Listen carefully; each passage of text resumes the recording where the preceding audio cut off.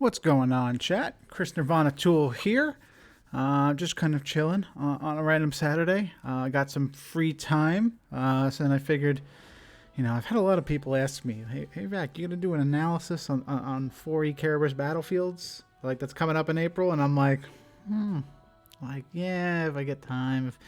And then I just, I have some time now, so I was like, no preparation, no nothing. Like, let me just do the bare minimum to get this stream live and get going. So if you're watching this VOD, I apologize in advance, but I will try and at least give you some insight there.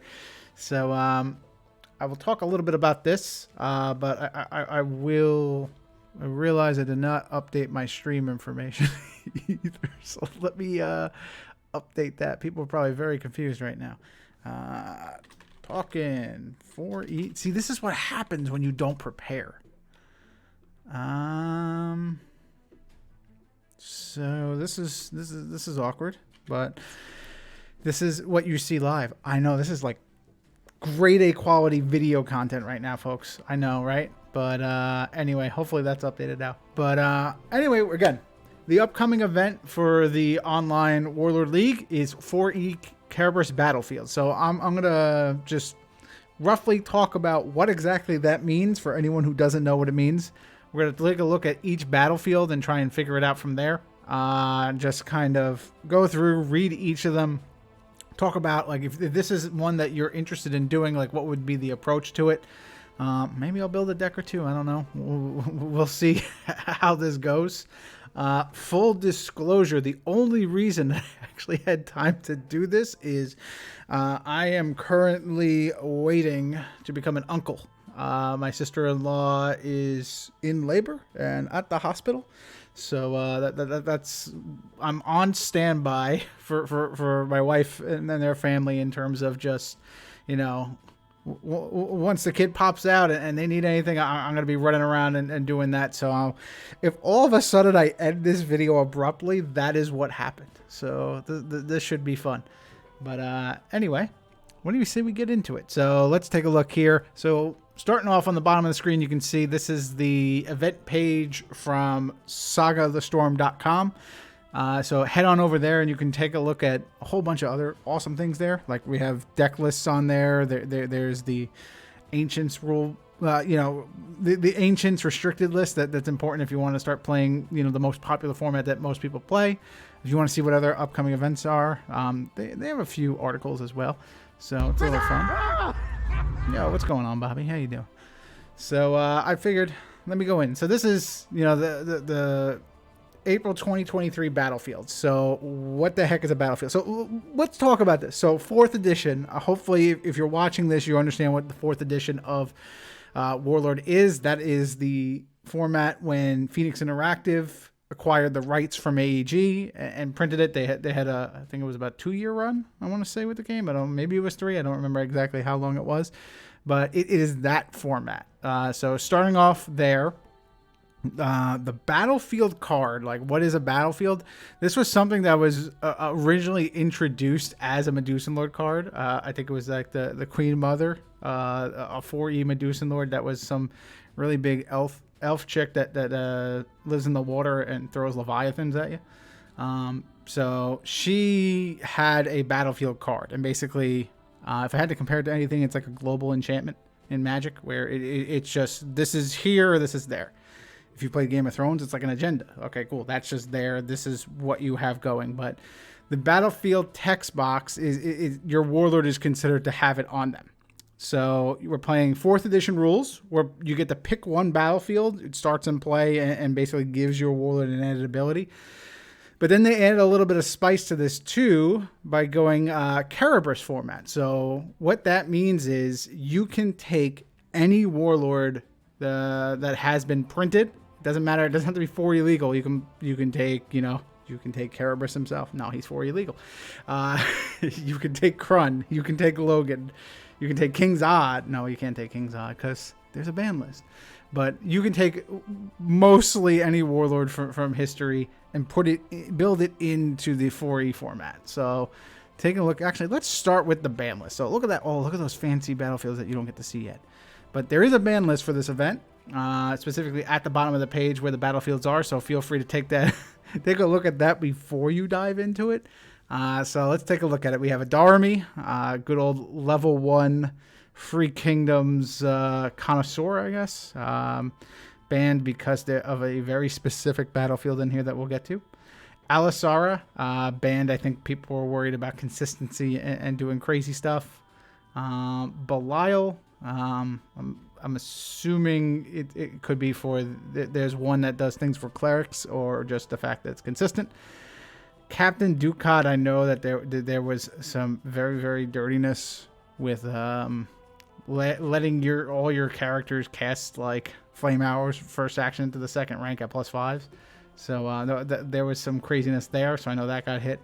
Day of the Ravens banned just because nobody wants to figure out how that card works, and it's such a shame because it's a great card. Eresh, this is the big fat demon lord that we've seen me drop here on this channel, rightfully so. That card should not exist. So if especially in 4E, once Eresh hits the board, the game is over. So Fatraka also hit. Just I think on pure power level. Naro Yaw, I'm confident is on here just because Graham does not like Bobby. I'm just spreading rumors, guys. I think there is concern about the search consistency with Nephilim Gargoyle. That's a weird one to me, but well, it is what it is. Incentives is on here. I know everybody... Incentives is a card that was recently banned in Agents, a 4E card. So everyone was really excited about being able to play 3 again.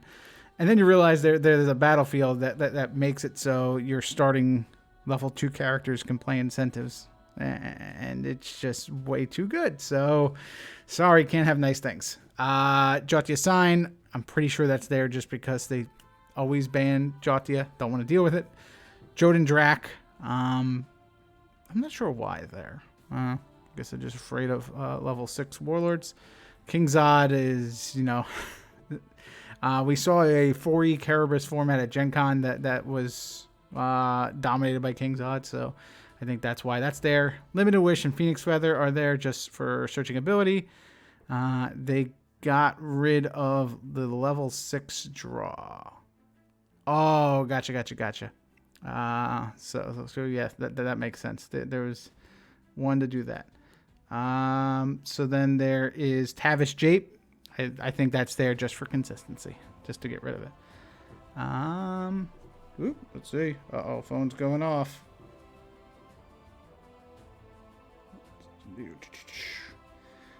This may be a very quick stream. I am officially for the second time an uncle. There we go. The baby was born, so now I'm just trying to see if I'm running away or not before I finish this up. So, mazel tov, everybody. But let's start getting into some of these battlefields while I still can. Or maybe I should just not even start. This is what happens when you like, you know what? Maybe I won't plan anything. Maybe I'll just like stream and see how this goes. But that was way sooner. That kid wanted out. that kid, I was like, I got at least a half hour. I can get somewhere with this. Got 10 minutes in. That kid's like, come on, let's get going. Let's start with the top ones. So let's go right into it. So we see a theme with a lot of these. When they developed these, I saw that there was a lot of like, there's one for like each class. There's one for each action type trait in terms of like air, fire, earth, water. There's one for that like each faction really likes to use, and then there are just some goofy ones. So then yeah, let's get right into it. So I also know that they designed a little bit of local flavor to this. Each of these is supposed to, you know, represent for the most part one of the communities here in Warlord. Just, you know, where the online players are currently based, for example. As we can see, the Basilica of Ged Montreal, which is supposed to be Montreal for Graham, starting off with his own. So there you go. Shout out to those north of the border. Those D-gens from upcountry. See how it goes.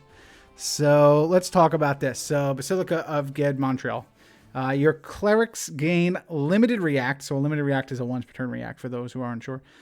Before this character is killed by an opposing character, target opposing character within 1 rank must succeed with a will save DC 14 or be stunned. So we're already off to a ripping and roaring start here. This battlefield is questionable in terms of whether it should exist. So basically any cleric, so as long as any character has the cleric class, it doesn't matter what level, doesn't matter anything. When they die, any character within 1 rank, like the opposing character. So like, let's say your warlord is in the front rank and you're like, oh, I got to avoid attacking these clerics. Like, let me have these little chuds try and take swings and clear up the ranks. Nope. Doesn't matter. They target any character within 1 rank to stun. So this stops blitz hard if you're starting an all cleric army. Not only so they have to spend a level 1 to attack this character, kill it, and then you DC 14 stun one of the other ready ones. Not even the one that attacked you. So this one is going to be very popular, I think.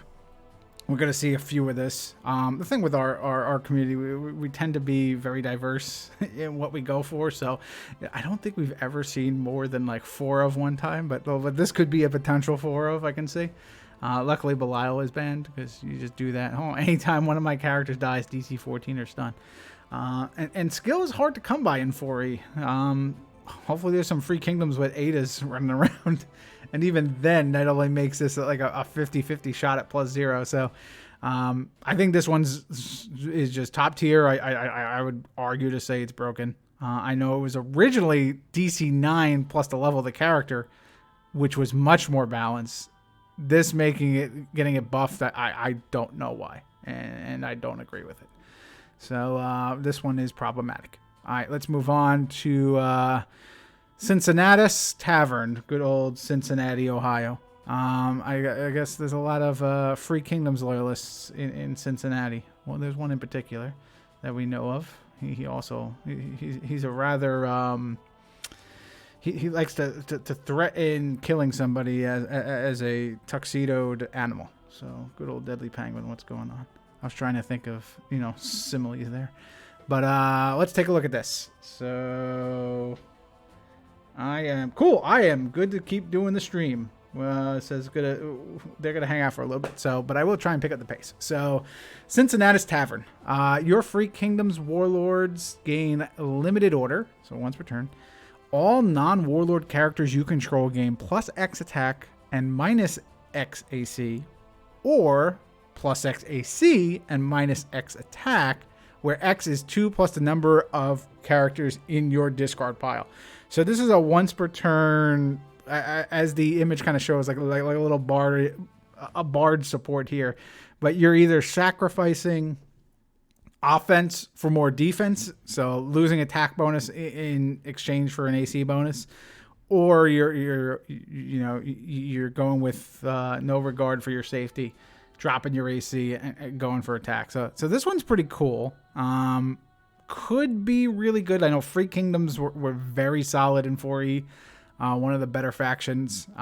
They don't have a crazy, they have solid quality starts, but their starts are more, stable via offense. Like Ryan Mornington is their go-to level 1 starter, or Claramond, for example. Those, they don't compare to like something like Gundo or Brine Fiend, which is definitely going to hold, or Prophet, like the level 1 dwarf, which has stealth. So, they are a bit more frail there, but first action, you could just give everybody +2, and that's pretty good. And -2 attacks if you really want to hold. But this goes within the Free Kingdom theme of buffing characters while in the discard pile. So if you that'll all stack too. So if Adas go, Court and Lie goes, they'll still get all those bonuses plus this once per turn bonus there. So this is a pretty cool one. Not sure who's going to play it. Maybe just AJ because it's Cincinnati. But there's a lot you can do here, and I like the flexibility. I think this is a really cool design, and I don't think it's too powerful. I think this is just the right amount of spice that you're looking for. So curious to see. I mean, it can get a little crazy, like Late game, when you have like 10 dead characters in your discard pile and you're getting plus 12 to AC, but you're getting minus 12 to attack. So like that's the that's the rub. But you can build around that. Like let's say you do that with like Ardent Tide, for example. Like Ardent Tide, it wants to just sit back and throw DC checks. Doesn't care about its attack bonus. So I will gladly take some AC. Things like that you can do. So a lot of coolness. Maybe with Niobe, just general mid-range. You can do things like that and get that AC bonus. And then, once the time comes, once your ranks are stable and you're ready to go on the offensive with all your Barretts in the front rank, then you go to town. So solid one. I like this one. Let's move on to the far right one over here. Dawn's Light World Door. This is just an awkward name. Dawn's Light World Door. I don't know what this is supposed to be. Does anyone know where Dawn's Light World is in the actual Earth that we live on? I don't know, but I think it's also just going for a dwarven theme. But it's Japan? Oh, okay, cool. That's what we're going for. Oh, Dawn's Light, like the rising sun. Okay, that's cute. I like that. There we go. Shout out to Yotaka Fish. Let's show Yotaka some love. So good old Japan over here. Your characters may perform Earth actions regardless of class restrictions and are +1 level for performing them. Limited order. Target character gets +4 attack and AC. This is an Earth action and a spell. So this is the first of a theme that we're going to see in terms of like the element actions. So Earth actions, it lets all your characters perform them regardless of class, which is really cool and gives them +1 level. We saw this in the first Field of Battlefields and it worked out pretty good. So I'm happy to see these come back. So with this one, just order once return target character gets basically a gift from above, I think is what that is. So I want to gift from above level base. I know there's one that's just a flat 4. I forget which cleric action it is, but this is can get really disgusting. But I don't think it's a little too gross. Mainly what I see here, and if we're going in true Yotaka Fish form and trying to make this for them, then seeing Parek's Soul Saver with this is kind of gross. Parek's ability, just 3 times per turn, gains +2 attack and +2 AC. So you can do that and then do this limited order, and you now have a 25 AC without even putting a single item on. And that's pretty big. Then add in some Blood God's Bassinets, add in some Common Blades for extra wounding, discard any extra weapons towards that, and you got yourself a very potent deck. And a 4 HP Paladin at that. So could be really good. I think this is solid, scary one. This is the go-to for Uber. Even if you want to do something like this for like just a front rank rogue, like Trevain Cartwright, for example, like just doing this, making him hard to hit, and then just fueling Trevain's ability to just keep generating strikes. Just a +4/+4 on a front rank Warlord, which was very popular in 4E, is going to be super solid. So this is one to watch for sure. Overall, again, there's going to be some bad experiences when you see it across the table from you and you're trying to hit a 900 AC character, but in terms of that's totally fine because Uber deserves to exist as well. So I think that's good. What's going on, Gracchus? 100 card deck. Let's move on. Oh, he's just in time. Gracchus showed up because he knew we were moving on to the next one. Oh, and Sandy's here with a gift of sub. Thanks, buddy. There you go. What number is that? Number 162. There we go. I like it. You gifted it to Yotaka. There we go. And then you subscribe for yourself. 30 months. Continuing the streak. There we go. I like it. Oh, yeah. We started with Montreal in the beginning. Let's see. All right, just checking my phone. Yeah, no. Okay, cool. I am good to finish out this stream, folks. My sister-in-law is in recovery, and things will be good. So Uncle Rissy will be showing up there eventually. Let's get on to some Deveranian stuff. It's not even top 5. Get out of here. Maybe I'll do a top 5 now that I have time. we'll see. I just think it's problematic. Like, it's just the fact that it's not the attacker. If it was the attacker getting the let's go back up. All right, we're going back to it because the chat demands. This is what happens when you're casual. We don't have a script we got to follow, folks. And it's still on Deveranian-ish, you know, I would say, since it's Ged. So Gracchus is happy. He's cool with that. But you're like DC 14 on an opposing character within 1 rank. So it's not even the attacking character that killed it. If it was some kind of like holy bane, like, oh, you hit me and now you're gonna pay for it, like that's different. But doing this to hit the other character, it's just like, wow, that's just a whirlwind on a stick for every cleric. There's a lot of good clerics. I mean, just Gene Court Initiate, for example. So yeah, that one I'm concerned about. But let's go to one that I was concerned about, but has now received a debuff, and I think it's totally fine. Good old Deutschman's Tower. I'm going to assume it's Deutschman, and this is supposed to be for our German folk. Shout out to Sly Fox Live on Twitch and YouTube. Go check out his channel.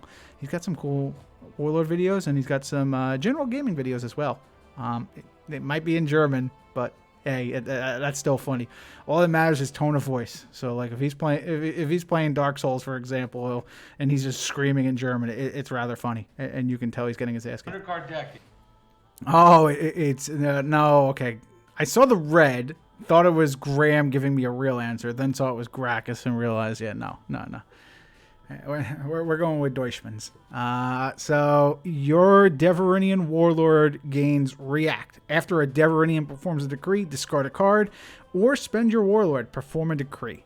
I like this. This was a Deveranian theme, especially in 4E. I think it started in Epic Edition as well, and just kind of really carried over. I mean, there were some other Deveranian Temple ones even before that in some of CE, but the extra action definitely became a Deveranian theme. So having this here to discard a card and do it again just for tempo's sake, I think it's really solid.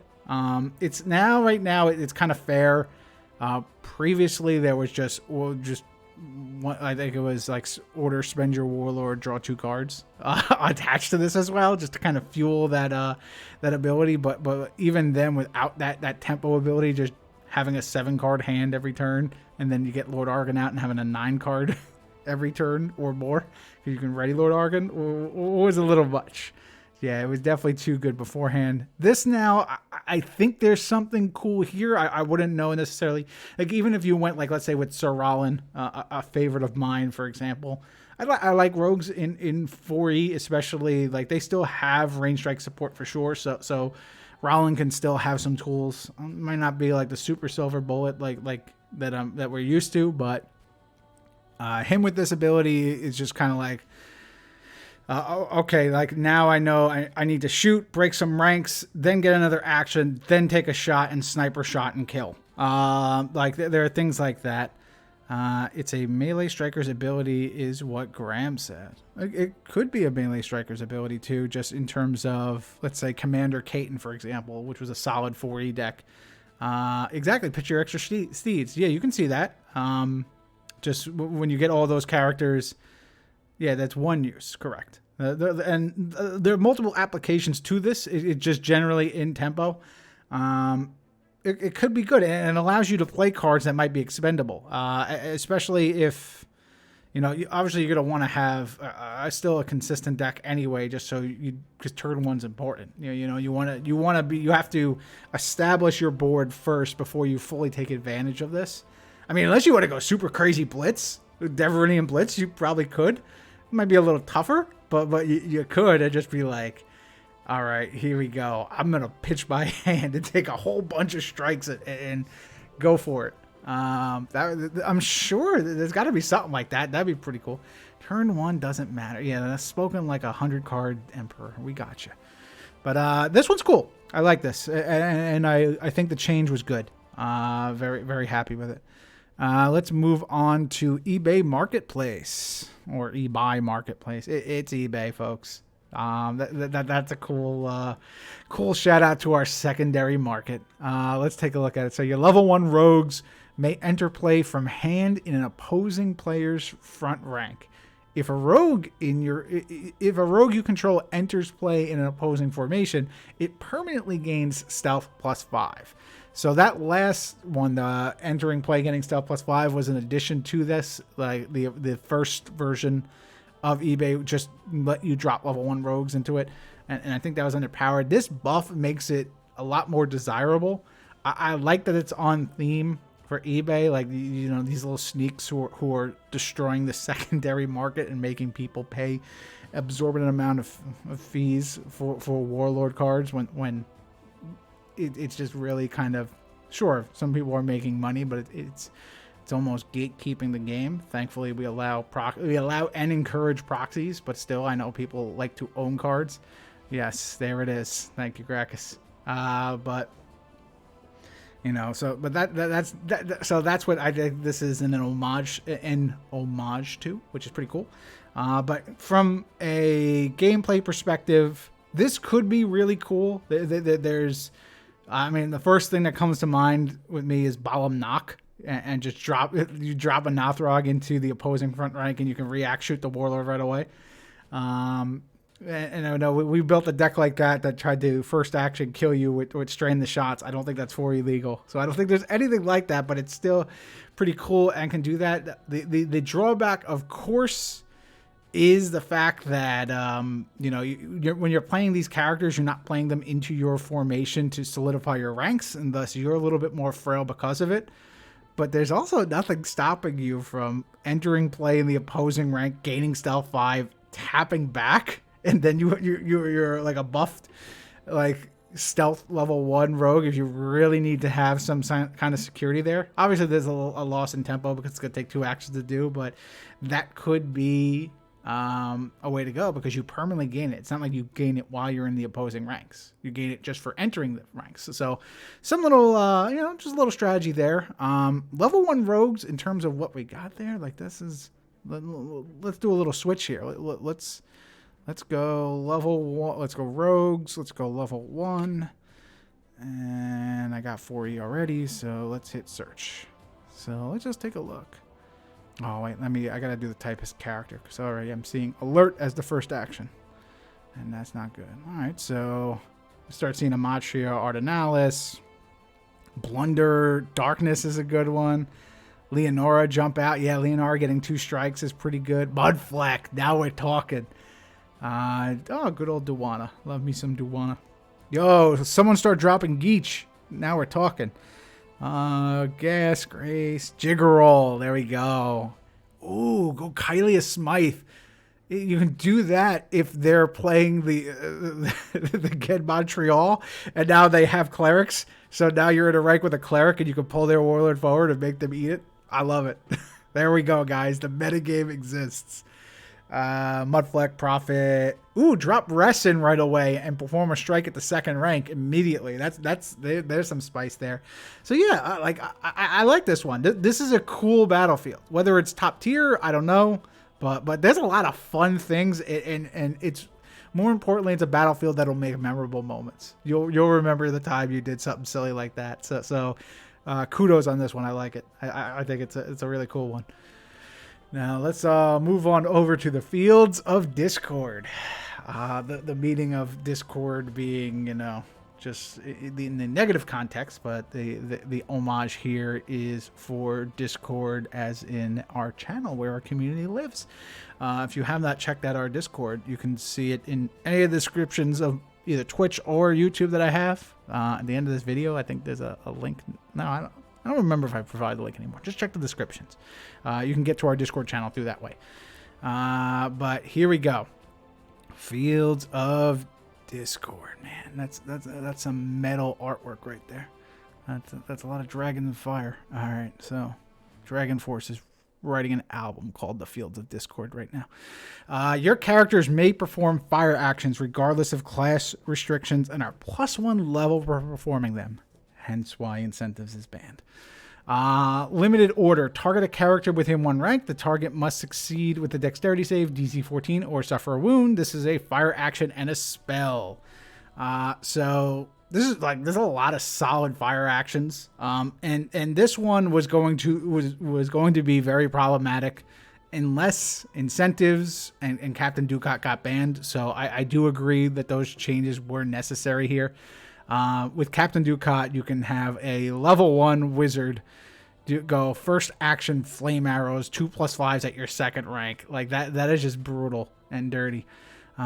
Or just, again, like before incentives were banned, the Biting West Wind, that level 2 elf merc who's very pesky and gets a +6 strike when somebody falls forward, would be able to play incentives as a level 3 rogue action. Play it and then just have the front rank power attack and +5 kill 2 characters. Then you get 2 more shots with your Biting West Wind.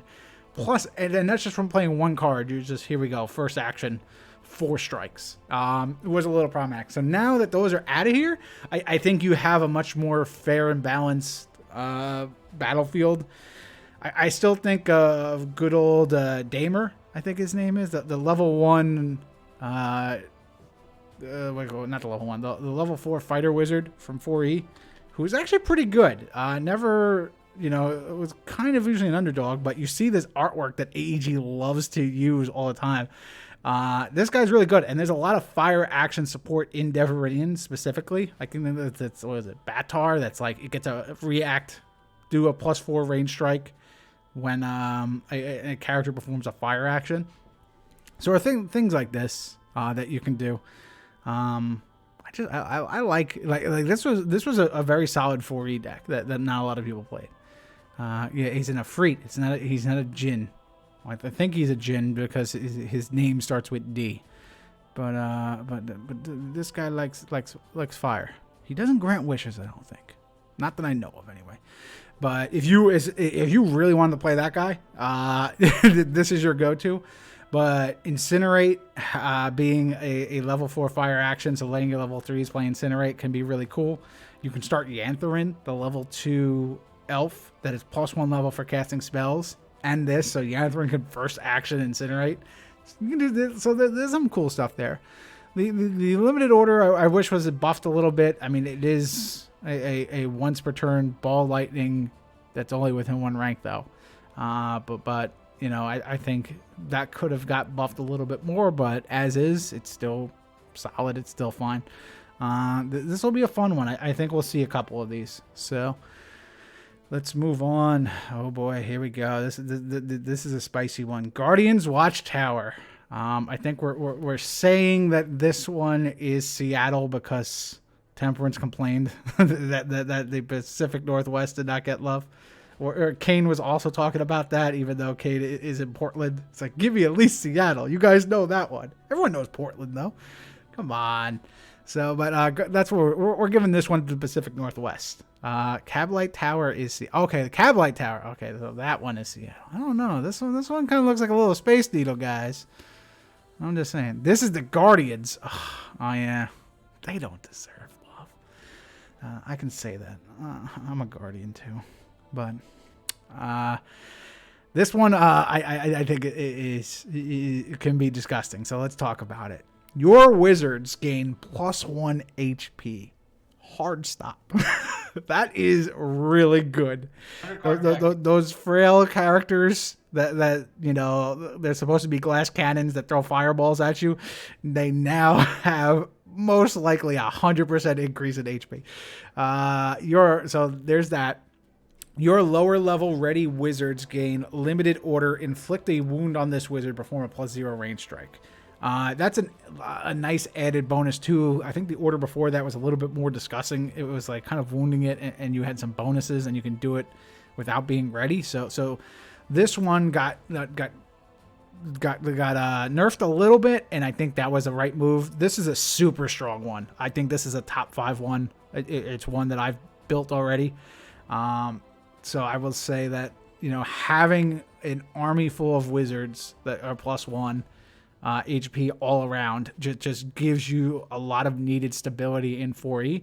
In 4E, it can be a little bit slower, but like multi-wounding is at a premium in 4E. Like fighters get it with Backbiter, for example. So like that's like the really the best case there. But a wizard having a fighter kind of run towards them can be something beneficial in their sense. I don't think the limited order will get a lot of play. It's a nice bonus too if you're playing against a defensive deck that your extra HP doesn't matter and you need it just to get some more extra offense on like another rank. You can do that, but this one could be problematic. I think it's pretty good. So let's talk about wizards here. This guy's a wizard. You can make that a free. Have some more, but let's go wizards. Let's go. I'm gonna make sure it's 4E as well. And let's go with characters. And then let's exclude traits. Warlord. I mean, as chat just saw, 5 HP Sanguinel. Like, that's a problem. That is a problem. So let's take a look at some of these wizards that's here. Okay, Amos. Look at this. We got a nice pair for Freakings right here. Alana and Alfred. Just a 10 HP start now becomes an option. Amon Ka, it's just cool. You can get, but he kind of wants to die. Artheon, a 2 HP Artheon is super solid. You'll notice there's a lot of elves here. Barracuda is better Brine Fiend. I love this. I am a fan of Barracudas. Let's go. 12 AC Brine Fiends that can spend characters. Now we're talking. So we got Batar, he's big. Howlin' the Shifter's a 2 HP person now. That's a lot of stability. The Nothrogs have also a lot of wizards. You can do Temwa Bam, and there's like what's that guy's name? Soul something or whatever. Scowl, Soul, Blight, whatever. I don't even know. He's a really goofy Nothrog. There he is. Skisk Foulfire. And then look at that. Surkan. Surkan could just come in, give you a nice ability, and then be a 2 HP level 1 with 3 attack. So this can be super solid. Temwa Bam, now we're talking. Typhara is a level 3 with 3 HP. So first thing that comes to my mind is Thalassa. I love it. Like, so let's go to Thalassa. Because I built this deck already. Let's have a look-see. So good old Thalassa, those will remember from 4E. Well, this is one of Arn's favorite warlords. I know this because he used this artwork a lot. But has a spend react that after the decree phase, you remove some spells from your discard pile, and all opposing characters within 3 ranks got to make a DC 9+2 for each spell removed or suffer a wound and cannot ready. Like, that's huge. So if you're going to have ability like this, you obviously need to hold off until the end of the turn. If all your wizards have +1 HP and you're only playing wizards, then you can absolutely do this. And you can stack it up with, get 3 HP level 3 wizards. Like Green Hag is a level 3. Ramorna is a level 2. Is a 2 HP character, and that gives you some nice offense there. Typhara, like we said, 3 HP, and you're okay if that one dies. So there's a lot of bulk. And you start Barracudas, who are also wizard spells, and you can remove it. So Vengeful Spirit, the Howling East Wind, I think it is. So like there's a lot. Or shout out to AJ, good old Deadly Penguin. His Dragonkins are now 3 HP as well. So there's a lot of meat and a lot of solid bulk that you can do to support Thalassa now. So I would say like this is a good one. I have built it and I like it. Whether I play it or not, I don't know, but I do like it. So let's go on to, so that's Guardian's Watchtower, top 5 for me. Let's go to a goofy one. Good old Gracchus and his Haroon. Hills of Rochester. After starting armies are revealed, search your collection for 3 falling stones and equip them to your warlord, ignoring all level, name, trait, and format restrictions. They are removed from the game if you ever destroyed or unequipped, or they're ever destroyed or unequipped from your warlord. Opposing characters cannot target falling stones with actions. So the hills of Rochester, obviously for Rochester, this is just for Wes, which is fine because it's bad just like Wes. Sorry, Wes. But let's take a look at some Falling Stones here for y'all. Falling Stones, like what in... Does anyone remember what Falling Stones was off the top of your mind? Someone did because they made a battlefield dedicated to it. So, Falling Stones, here we go. And the way I have this cropped, I can't really scroll further, so sorry guys. Falling Stones is the level 2 rogue item that's a trap. React after this character is targeted with a melee strike. Discard this trap. The character performing the strike must make a dexterity save DC 18. If unsuccessful, inflict 2 wounds on the character. Otherwise, inflict 2 wounds on this character. DC 18 is big, but there is a big drawback if they pass that. So if someone can make something cool with this, like, kudos to them. And I'm assuming Wes is going to try it, but I think that's a hot garbage. Let's see. If they're removed from the game, they're ever destroyed, so you can't even recycle them. But you get 3 uses of them. It's only melee strikes, so I think range strike. So if people are going to be running front rank fighters, then this could be really cool. But it's Searcher Collective. Like this is a meme battlefield. I do not think it's good. It might be the worst one, but it's funny. So again, it's janky. Which, you know, that's fine because Lady of Mercy or Lady of Pain. Yeah, I can see that. Buff the check. Yeah, like that's something you can do. And Lady of Pain was a solid 4E deck for sure. So, like, again, there's stuff you can do, but it's like when you go into the toy store and that's the toy you're picking. Like, there's a lot of other toys you can go. So... I'm down on this one. I don't think it's that great. Let's go do Iron Hall Workers Union HQ. So this is obviously to the Warlord Union. If the Guardians get their tower, then so does the Players Union over here. And they make it dwarf because their Union head is a very angry dwarf from, we're going to say, the Jersey Shore. Because we can't say Central Jersey. It does not exist. There's no such thing as Central Jersey. But Iron Hall Workers Union HQ. Limited order. Target 2 ready non-warlord dwarves in your formation and switch their locations. I think this is a quintessential... This is a very dwarven thematic ability. For a long time, we can always say we wish we had a dwarf druid, and now this just is tree walk on a stick. Can't target your own warlord. Has to target ready characters. So that's, you know, just a little bit of a...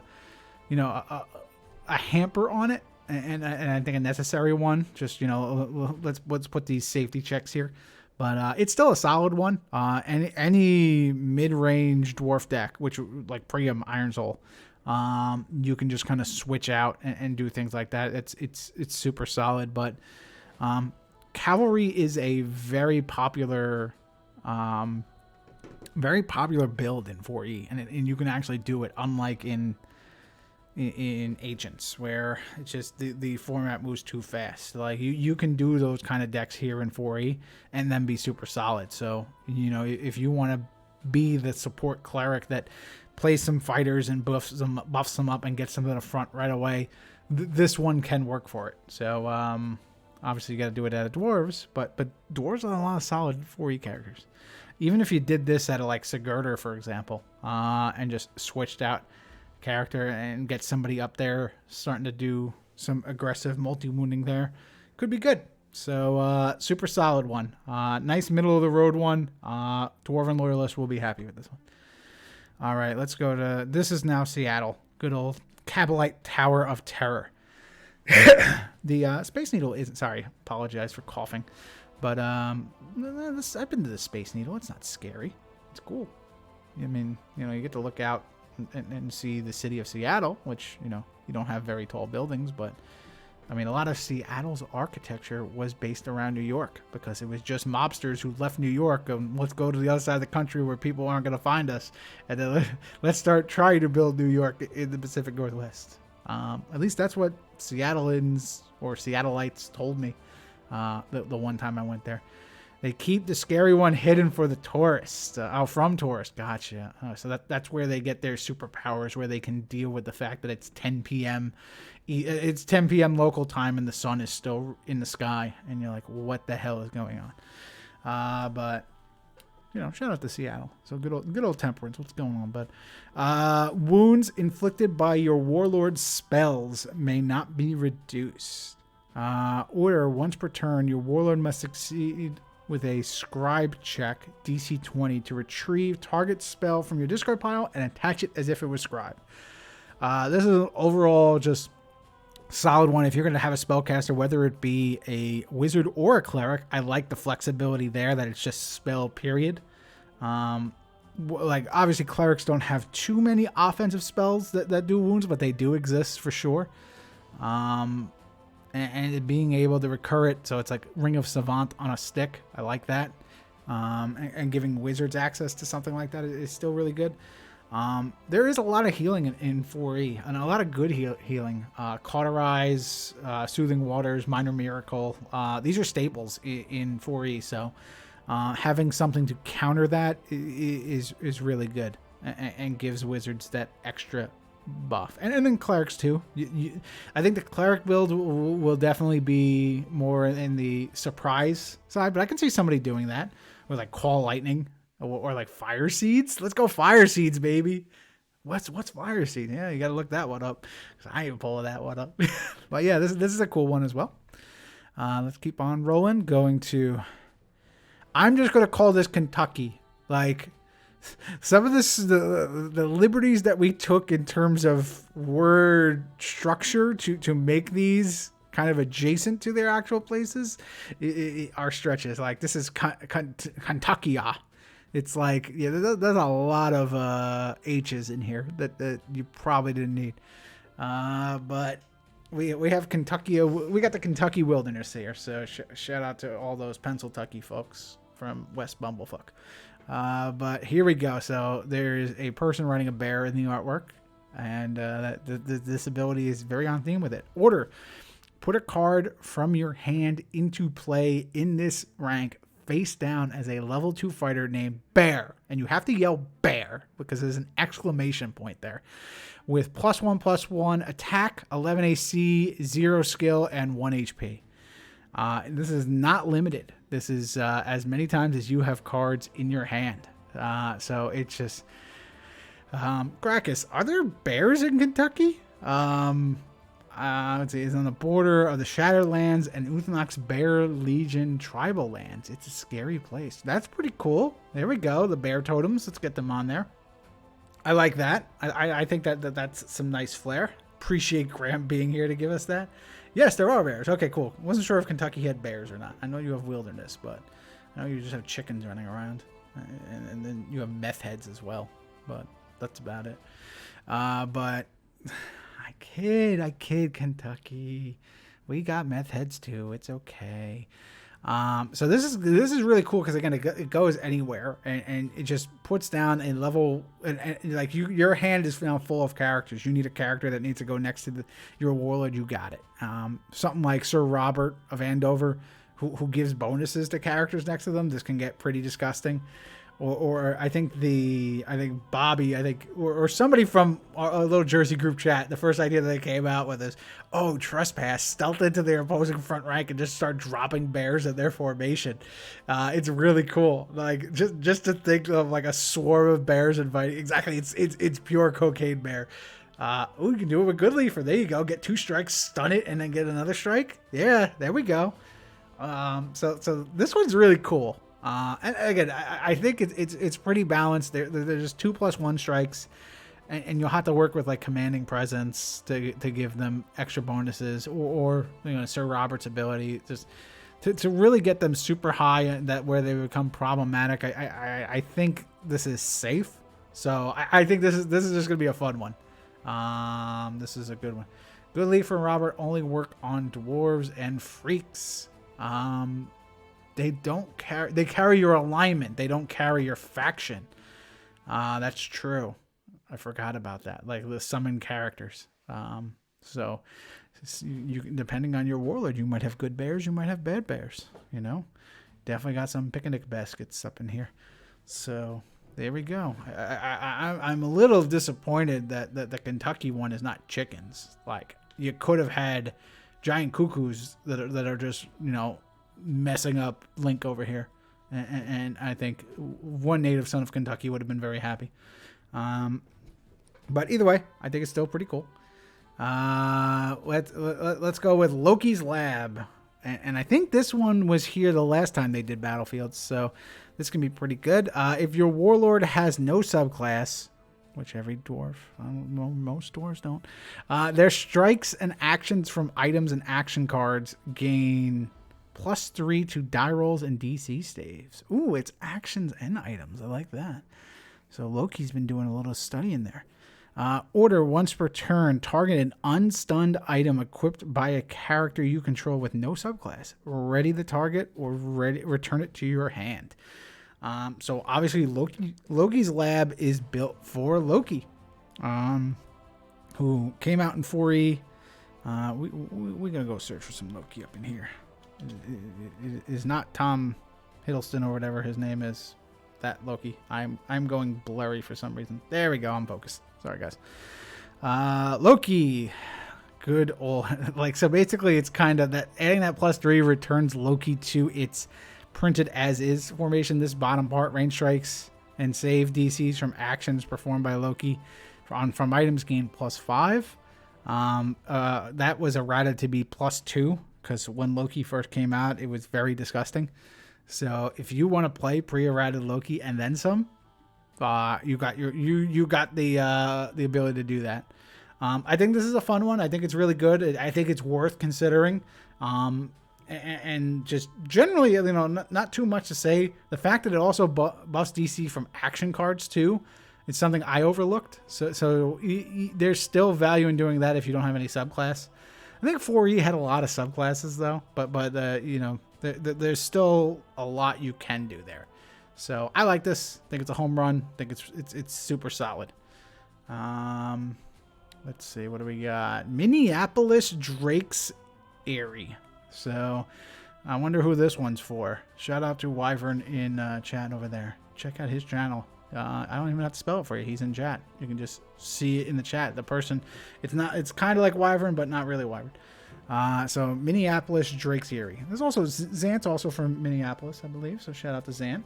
They're running around there. Les Luna or whatever. Rune Aggro, I think is your new name. Yeah. So JT, wherever you are, I know you were running around for a while. So just shout out to the Minnesota men. How about that? So Minneapolis Drake's Airy. Limited react before target ready mercenary is killed by an opposing action. Return the target to your hand. So this isn't even dragon theme, but there's a dragon on it. You know, I'm calling shenanigans. Like, what is this? How much money did Wyvern have to pay you to get that? I mean, I couldn't even get a chicken and Swiss on one. Just give me a big fat burger on any of these. I got nothing like that. The Jersey one is just dilapidated one, which we'll get to eventually. Like, come on, man. All right, anyway, before target ready mercenary is killed by an opposing character, just return to your hand. I like this. It's very practical. It's very, you know, just generally okay. I don't think it's problematic. I don't think because it's a limited react too, you can't abuse it and make some infinite combos. But you know, just having that added stability of, you know, and tempo where you don't lose out on a resource, especially if it's an important one that dies and comes back to your hand. Where just because you lost initiative, someone swung and killed the person you were trying to get up there, it was like, all right, cool, bring them on back and then deal with that. So I think it's fun. I think, you know, at least one streamer will play it. So I think it's pretty cool. Nothing really else really to kind of dissect there. The fact that it's ready kind of really balances it out. I think you probably could have even got away with just before it's killed, period, and once per turn, return it to your hand, and I think it would have been fine. But, you know, I can understand it, so a little bit more manageable in terms of application, but it's still good. All right, let's go to Jenksville right now. Let's go to North Carolina. There we go. Shout out to Rain, wherever you are, Rain Blythewood. Spend order once per game. If this character is in rank 6, for the rest of the game, all your characters gain the ability limited order. Move this character forward or backward up to 3 ranks. So get your Warlord to rank 6 and turn all your characters into Jackals of Morn. It's pretty good. I know the original version. This is a little bit of a nerf. The original version just had Order move this character to the front rank, which I think was totally fine, and that is, you know, a high risk, high reward one that is Jank Master Jank, we'll call that, where, you know, just take your rogue, give them some kind of Cloud Racer and get them in the back over there, and then drop dragons and then just throw them up there. Yeah, there's some cool stuff you can do with that. Bakbao's Charm's not for you, they go right now, so you can't do things like that. But I mean, again, it's tough to get your Warlord back to rank 6. I don't remember off the top of my head if there's any way to easily do it. Chat, if you have any ideas on how to do that, but I'm pretty sure Rain's gonna at least try to do it. But this screams. Let's see, what do we got? A Lucky Blink, yeah, that can do that. Didn't need to be balanced. Very difficult. Okay, yeah. Wrathy, yeah. There you go. Dragon's Fury. Oh, now we're talking. They move backwards 3 ranks. Yeah. Oh, yeah. It's not 4E. Stupid Caracas. Come on. But yeah, no. I think there'll be, again. I think Rain will build a fun one, whether he decides to play it or not. He'll at least have it built, and he should share it with the community. But this one be middling. It's not that great. There was an Alizé deck that can do it consistently turn 2 and frequently turn 1. There we go. I like that. You gotta, yeah, because you can do it in Alizé because those Chosen got some demons. Oh man, I just realized too, since we're going 4E, I might not be the only person on the Chosen leaderboard at this rate. So I look forward to having some company on the Chosen leaderboard, folks. Let me tell you, I forgot how dry your throat gets from just constantly talking and narrating for an hour straight. When I do it while playing Warlord, it's different. Like, you can just, you know, I have time to pause, but here it's just go. Because I got to fill that dead air, folks. So, or I could just shut up every now and then, but that ain't going to happen. All right, let's go to Pastures of JuneCon instead of Gen Con. This is JuneCon. This is the one that happens in the 6th month of the year, and on the Roman calendar. You salivate more while playing Warlord. I do. I salivate a lot. I have a very moist mouth. Moist. But it's because I drink a lot of water. Suffer and succotash. There we go. Turning this into a mukbang stream while I drink some water. Mukbang with water. See how much water I can drink before I collapse. Anyway, let's not do bad things. Let's do good things. Let's talk Warlord things. Here we go. The Graham fact for this one. JuneCon is the leader of the Caliph Sarai on the border of Denska and Deverenia. I am so happy you did some research here. Like, you were educating folks. Like, people were kind of like, wait, what the hell is this? But that's pretty cool. Good old JuneCon. You're either that or you created it for this. You know, whatever. There's no story team anymore. You might as well. Or ID-sama in Discord, I'd say, and Andrew Getting is still floating around in there. So technically, we'll say those two. they count as the story aficionados. Laura Scott, if she's floating around, maybe. But okay, wait a minute. Our Discord admin, good old Greg Melkin, he was story team. He's floating around too. So there you go. Got a lot of good stories. Let's see. Banned from tournament. Oh, here we go. Already with this. But I love flavor nonetheless. All right, let's see what kind of flavor we got for this one. Your daemons gain react after this character is targeted by a strike. Redirect the strike to an adjacent thrall. All right, so obviously you want like a Daemon Warlord, where this is going to be good. I know I am the chosen hero here because I'm the only person who plays Chosen in Ancients. But I think, was it Galamrath? I think he might be a Daemon, maybe? No, I can't even spell him. Let's go just Gal. There he is. Galamrath. No, he's not even a Daemon. What the heck? There is no Daemon Warlord. Lame. Oh, here we go. Thanks for the... Look at this. I said your name once. So you're like 3x a Beetlejuice and you show up for the follow. Appreciate that. Thank you. But anyway, we got Galamrath up here who can't do anything. So I'm going to stop talking about that point. So your Daemons gain the ability to... So, like, this is a tough one. Like, Chosen and 4E are good. It is a solid faction. I'm not just saying that because I've actually played them in Ancients, but even especially towards the end of 4E, like, they had a lot of support and had a lot going for them as a faction. So I can see some things like this, but the balance of having to get Daemons and Thralls in the right thing and just having them redirect to Thralls, like, you probably want those Thralls to do other things. Luckily, this is technically an action that your character performed, so there are some reacts you can still do with it, and I do like that. Technically, a soft infinite with Duana. How? Explain. Sanji. So you say these things. Go to Naram Sin. There we go. Okay. Yeah, Naram Sin does turn into a demon. You're right. It's not once per turn.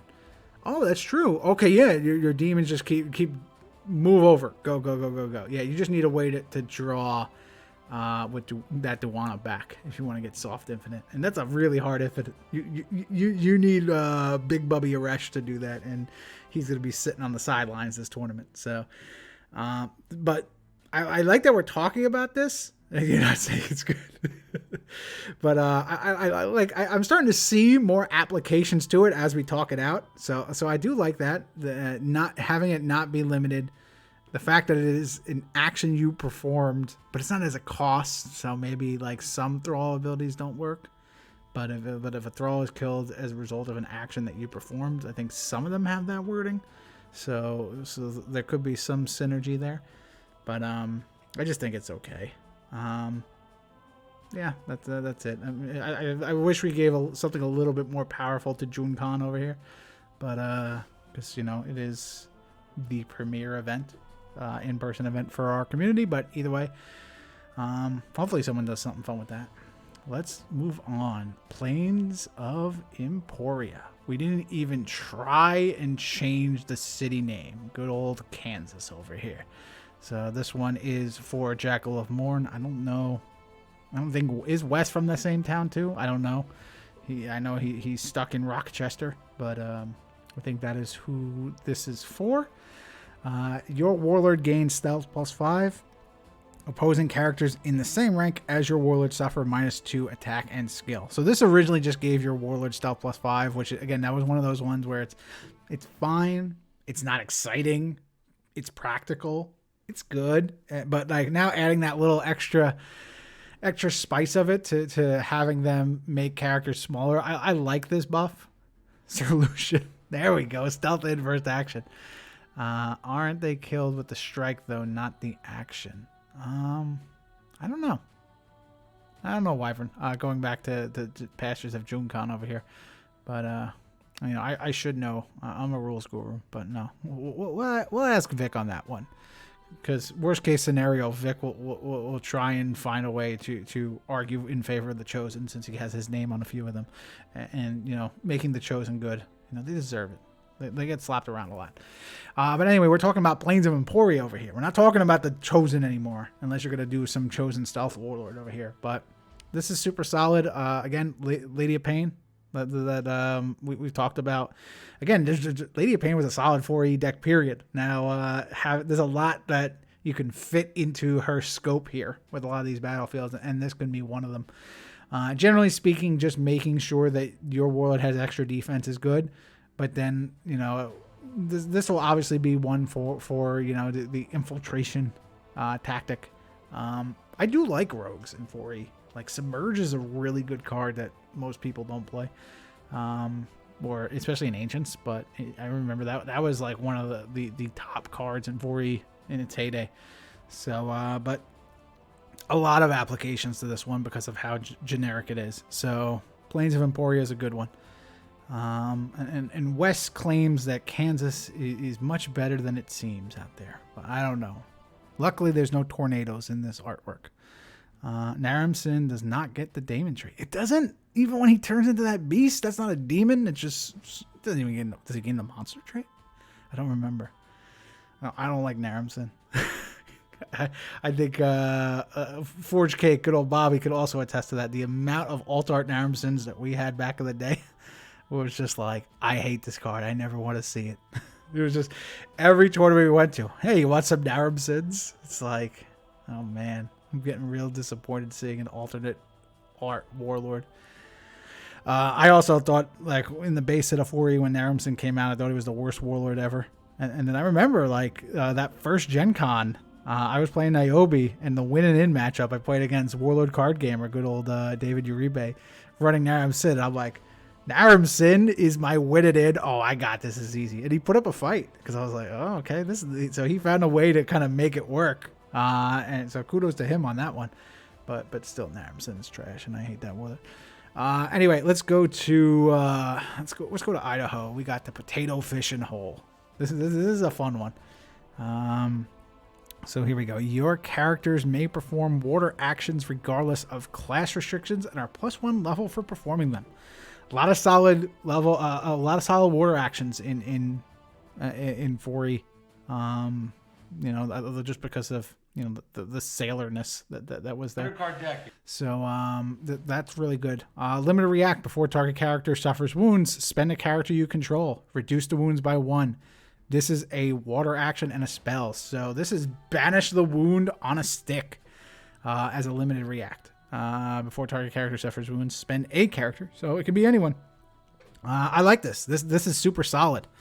Let's actually search up some water actions, folks. I want to take a look at this. What do we got? Trades. Let's go. Water trade on these actions. Action. High quality production value. Here we go. Look, banish the wound is the first one. Oh, you can beckon. I like that. Cauterize. Super good. So your level 3s can play it. Cauterize was the quintessential healing spell for 4E. And we always used to, with the Jersey accent, it always used to come out as Cauterize. And everyone's like, quarter?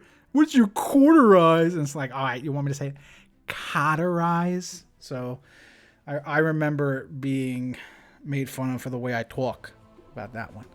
But it's still a good card, whatever you want to call it. Doesn't matter. Yeah, Boots of Water Walking. There we go. Is a big piece. We'll take a look at that in a little bit. Cure Lethal, Icy Surge, Life is Magic. There we go. Soothing Water, Tsunami. Like, so yeah, there's a lot of good water actions. So and generally speaking, this is just like a healer's dream. This one, the good old potato hole. So this one again goes out to Idaho, goes out to the Eagles. So there you go. Shout out to them. Super solid. I like it. If you're from Brooklyn, it's Cauterize. I don't know. Cauterize? I don't know. You know, if you're from Brooklyn, you're saying worse things. There's some memes I've been sharing about how Brooklynites talk. And I'm talking about the real Brooklyn ones, not the ones who moved from, like, I just moved from Chicago. I'm in the big city. I'm talking about the real Brooklyn.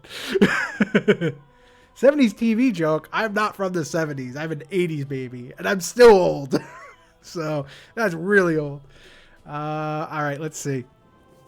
Hopefully, I don't know, Kate. I don't know if you were pushing like, hey, I was born in '79, so it was 70s TV. I don't know, or you just like retro things. I don't know. Which one is that from? Or is that Welcome Back, Kotter? Is that what that is? Is that what we're going for? That's what I'm assuming. I never watched Welcome Back, Kotter. But that's what it's got to be, right? I don't know. Eventually, you'll tell me. Yeah, there we go.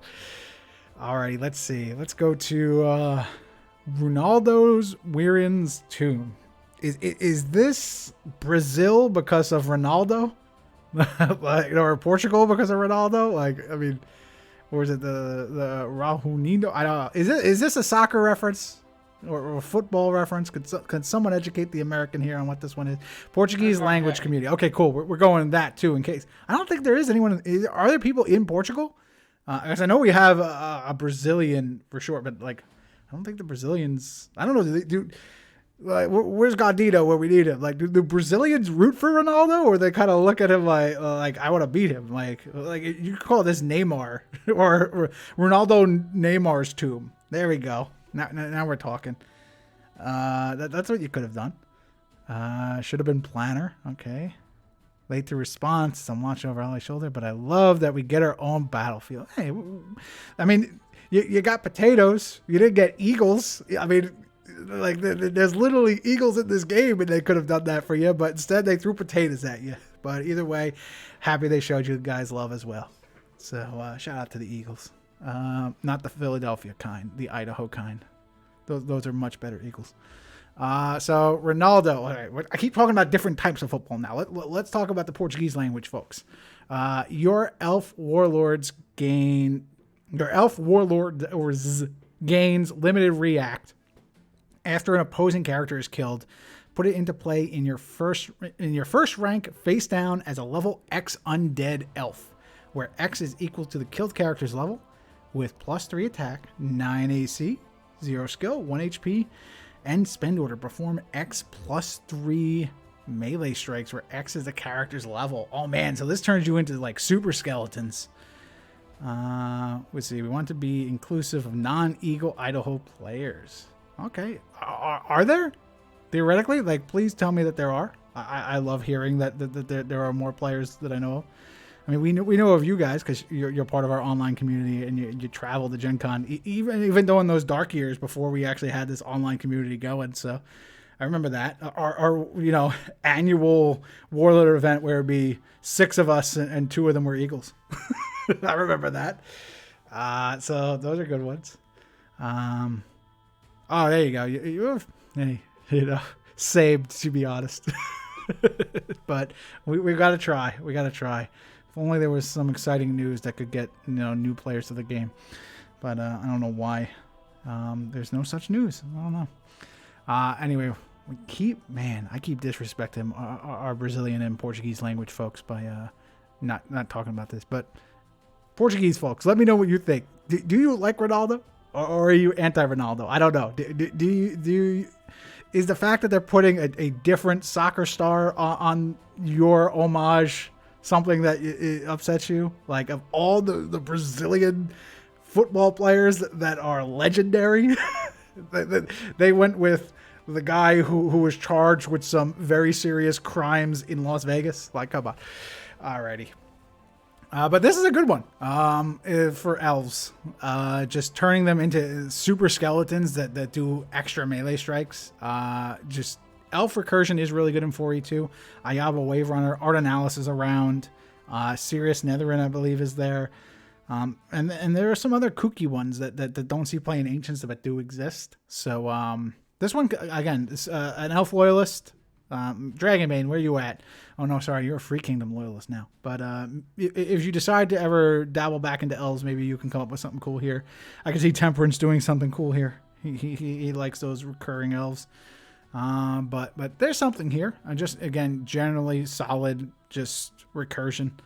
You can play an Elf Necromancer and Venom Vines and do things like that. Corios, there you go. But the elf you make is very squishy. It is true.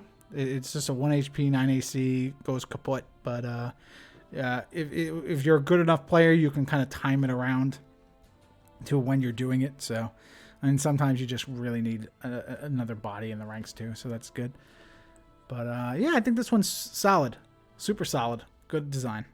All right, there's some heavy hitters in here. So let's start with Sandico Fighting Pits, homage to San Diego. There's only one player in San Diego, and that's Chris Schoenthal. Oh wait, no, he doesn't play. Sorry, I guess it's for Celtic. He technically. So Sandico Fighting Pits.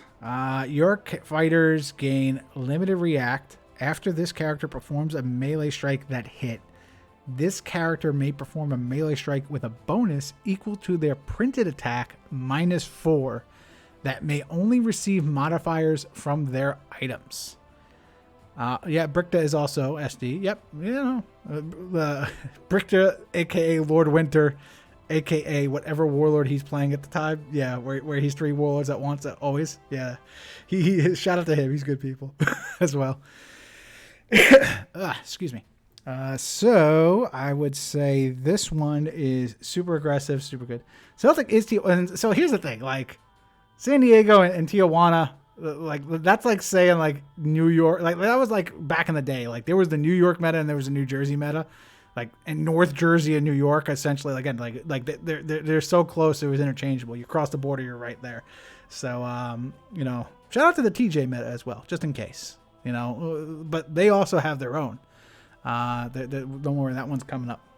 But we can give some love to San Diego, and then we can give some love to TJ as well. But Tijuana is another battlefield there, and another country, exactly. There we go. I remember. I will never not forget Tijuana. Good old Woodrow thinking that was South America. I was like, unlike Central Jersey, Central America does exist. So anyway, Sandico Fighting Pits is super solid. This is one of the top ones. Just with Gunda, it can be super aggressive. Again, even like so, may only receive modifiers from their items. So even if you swing, you hit +3, and then your next strike is -4. Like if you're targeting a small enough character, you still get that extra wound, or you just, again, it's just another opportunity to roll high. If your character's suited up, and then it's really good. I know that this was revised multiple times, and I think this one is totally fine, where it still keeps a lot of power, but the fact that you only get modifiers from their items is important for sure. This could go really good with Sigurdur, and I'm not saying that just because I like dwarves, but he gives everybody a +3 weapon that's 1 strike, and then you're adding 3 to it, so that'll offset the penalty. You won't get the extra wound on that second one, but there you go. Just every character with that spend order and that axe is doing at least 2 strikes, potentially 3 wounds. So super good, super good. I'd like to see that someone build that one. All right, let's go to Sarakian Badlands, the reason that Adarami is banned. Your level 1 and 2 characters gain power attack +10 while targeting a higher level character with a melee strike. Order, once per turn, all characters suffer a penalty to attack, AC, and skill equal to their level until the end of turn. So Weenie Blitz, yeah, exactly. This is the quintessential Weenie Blitz. I like that it gives a multi-wounding instead of like necessarily a bonus to stats or things like that, because that's been done. So giving it power attack is really cool. And then having like Carrion Spire, I think, is the dungeon that this is based off of, this order where you choose once per turn when characters gain a penalty to their attack, AC, and skill. So yeah, this is a Weenie Blitz deck, and I think it's super good. Generally speaking, low level blitz is just it's very viable in 4E. So I can see, like, the problem is obviously, like, even those low level blitz decks, they usually still want their war going in the front, but I could see something like Zathia, the Merc Rogue that can play any level 1s, absolutely run this card and run it super solid. But otherwise, just in a range striker, so a Baal Knock deck can really enjoy that. So because there's a lot of good melee striking Nothrogs, and that can get some loving out of here, and then you don't care about your penalties because you're doing range strikes. So a lot of application here.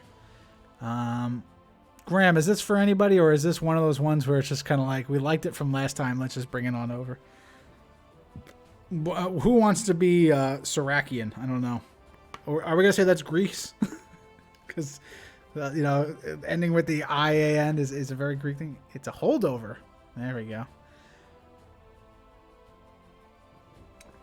I don't think there's a city called Holdover. I was trying to think of a joke while I was taking that sip of water, but alrighty. Yep. So here we go. This is for those in the Accord Lands. Speaking of Accord Lands. Let's look at some goofiness of Sharn Keep over here. All right, so let's read this up.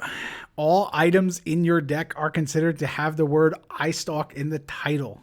Your Warlord never has to discard an equipped eye stalk when wounded, regardless of other text. Your Warlord with more than 2 visible functional eyeballs in their most recent art gains order, spend X equipped items with eye stalk in the title. Perform a +X range strike where targeting a level X character. This is we base strong keep on the Parthenon. There we go. I said that wrong. Parthenon. I'm thinking Artheon. That's why. Galamreth Ice Talon just needs 10 items. There you go. So this is a goofy one. This is a janky one. It's a fun one. I know it was much worse, but where's the eyeball arbiter that needs to decide what is functioning and what is not, and the fact that it has to be your most recent art printing. It can't just be any art printing. So this is a kangaroo court of a battlefield. You could have just called it kangaroo court, and for our Australian players that don't exist, but this is a fun one. I like that the buff came in to give at least some bonus to this. The spending an item is very much in the same ilk as Ghost Steel Gauntlets, but now this is with range strikes. So I like that. With Ghost Steel Gauntlets, the strikes that you got from that item didn't have any bonus, but that's because you need items to do that, and if you have items, you probably have bonuses to attack anyway. Whereas range strikes, it's a lot harder to buff, so having that bonus into here based off of how many you're spending is pretty good. So you get a +3 at a level 3, you get a +2 at a level 2. I like that. So I'm sure there's a funny deck here, and there's going to be a lot of flavor. It's going to be a spicy meatball. There we go. That's a joke. Come on, that's a good joke. Come on. Somebody laugh somewhere. Please give me your pity. But yep, so there we go. Thank you. There you go. You're about to get banned, though, by Nightbot. Watch out for spamming. So Shard and Keep. It's a fun one. It's a fun one. Let's move on. Here we go. What do we got? How many we got? We got 9 more still? Not on. All right, let's go to Cattlefield. What time am I at? 122. No text saying I need to leave. All right, we're good. The Cattlefield. Who's the Cattlefield? Is this just the Midwest? Just the middle of the country that we're going for? We can say there's a middle of the country. A mid exists. There just can't be a central. That doesn't exist. It's another holdover. Okay. When a character you control performs an action to put a charge on a card you control, increase the number of charges by 2. Order once per turn, remove any number of charges from target card you control. Your Warlord performs a melee or range strike with a bonus equal to the number of charges removed this way. So I know everyone's first reaction is I'm going to do something with Surge and drop a big old dragon. And then you read the card and realize that you need to perform an action. And rolling initiative is not an action. And there's no react that Surge performs. So you cannot gain a whole bunch of charges that way. How about South Dakota for Cap? Yeah, there we go. We're giving some love to Cap. Let's do it. So he's more of a dwarf, than a chosen. Yeah, so Wyvern's mentioning that this is a chosen because yes, this is a Naram Sin one. Naram Sin constantly gaining charges. You guys are really gonna make me show Naram Sin on here? I can't believe this. Like all this. This guy, look at him. His text box is long enough so that I can actually scroll down and get the full image in the frame. So, order once per turn, kill a level X draw, put X charges on Naram Sin. So now it's X +2, right? So, and if he has 10 or more charges, he turns into a really angry beast. Ooh, we got the promo version here. Let's see it. Yeah, he doesn't turn into a daemon. He should, though. Look at that. That's a demon if I've ever seen one. Come on, man. I got this one mixed up with JuneCon. Yeah, it doesn't have to be chosen. Okay, yeah. So what other applications do we have for charges in Vori? Because Naram Sin kind of comes to mind. Is there anything else, chat, that we can do for Cattlefield? Because that's all I can really think of off the top of my head for Cattlefield. Don't think there's really anything else. Rockholm? The fact that Rockholm comes to mind. Yeah, someone's been talking to Bobby. I could see that. There's a water item that does charges. Oh, yeah, what is that? Fountain of Tears? I think it is. I think that's right. You know what? We have the power of the Accord lands right here. Cardinal Cray? Oh, get out of here. Cardinal Cray doesn't have that ability. We know that. Let's go. The charge trait. What? Do I not add charges this way? Is there like charge somewhere else? Oh, here we go. Charges. There we go. That's how we do it. Yavalis, there we go. Okay. Okay, so there's some charges. Blood Cauldron. Oh, yeah. There's also... hold on. I just remembered. There's also a good old table here. This has a few charges, so your characters are now getting even more charges. So we're going to call this the altar battlefield. Could be. Wyvern Gem. Witchwood Catapult. Oh, that's a funny one. Uncertain Path. Oh, we got to put charges on, though. Conflagration. Now we're talking. There it is. Oh, here we go. Get some 20th anniversary set with the Storm Herald's Regalia. I'm sure this is something Gracchus would build. Staff of Storage. No way to add it. Lightning Iron. Corvos. Okay. Fountain of Tears. There we go. Fire Dance. Cloak of the Leech. That's not an action, though, so it won't work. Chalice of Life. Oh, where's Chalice? It's not coming up on here. There's some things running around. Chalice. What do we got? Once per turn, after this character performs a water action, remove one wound, and it only gains charges through its action. I don't know why I'm looking at this card. I just got bamboozled by Ollie. This has nothing to do with charges. Oh, let's see. It performs a melee. Yeah, whatever. All right, so there's some funny things. Let's call this the from farm to table. Let's call it that. The cattle field. Chop up a cow. Put a big old steak on that table. Get some extra charges. That's pretty good. Speaking of steak, look at that. That's professional transition right there. We go to the Chapel of St. Elmo. I like it. St. Elmo clearly existing in the Accord lands. So he's got some fire up on him. There we go. But this is obviously in honor of the end of Gen Con dinner at St. Elmo's every year. So this is a fun one. I'm gonna just like admire. Like we got the bread.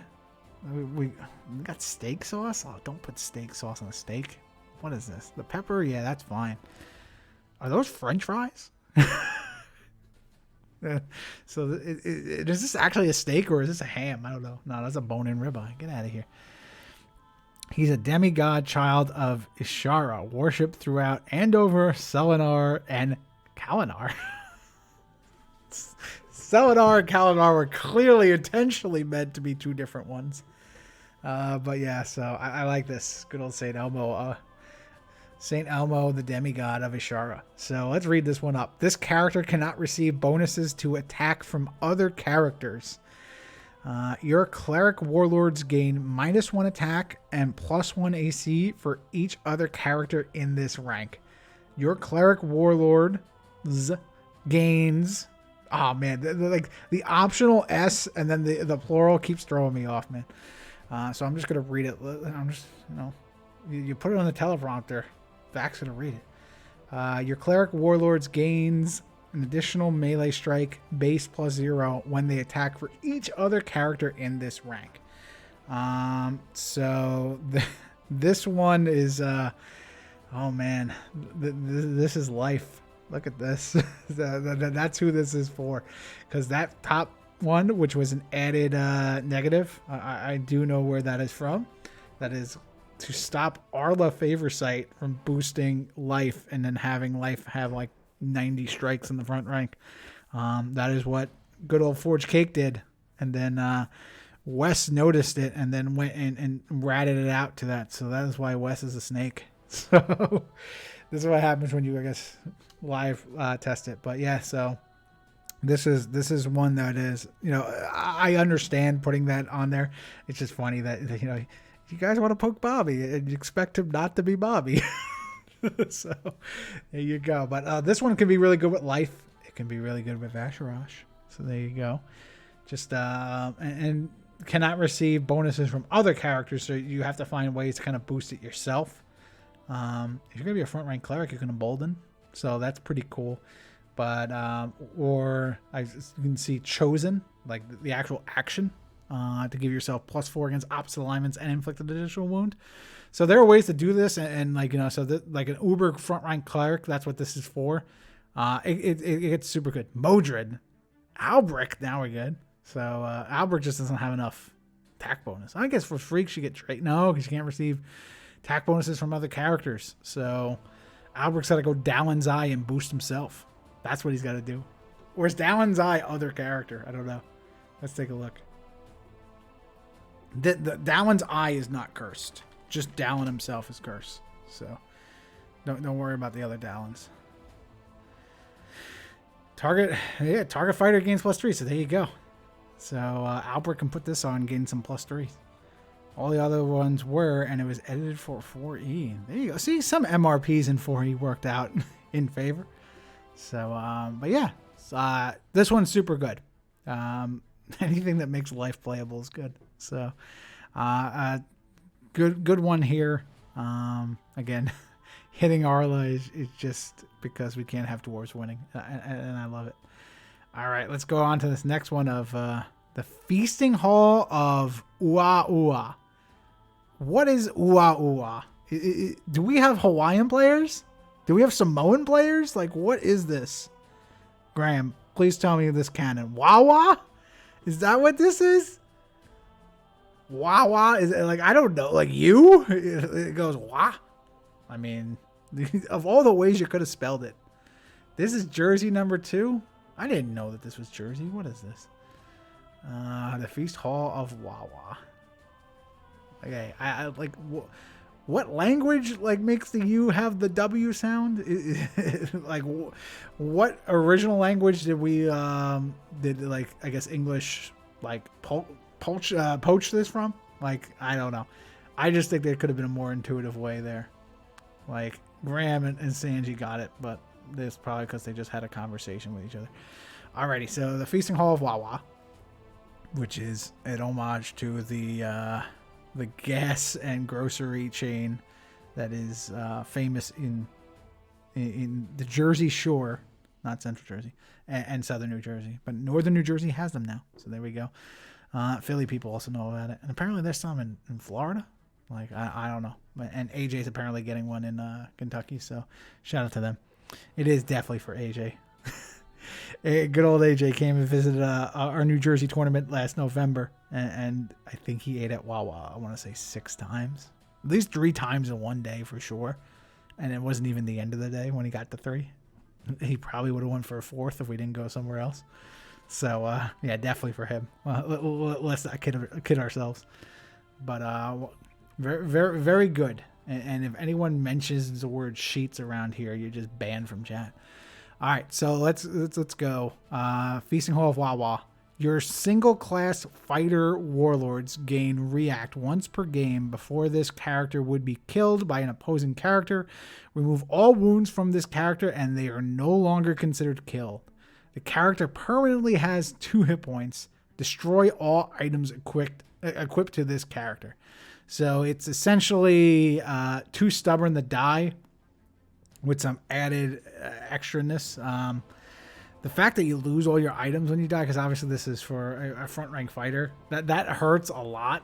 And it makes it like you have 2 HP. Like if there was something where it's like you get to keep all your HP, but excuse me, you get to keep all your HP, but you only have wounds on you, then this could have been a Bricta thing. Lucian keeps his levels.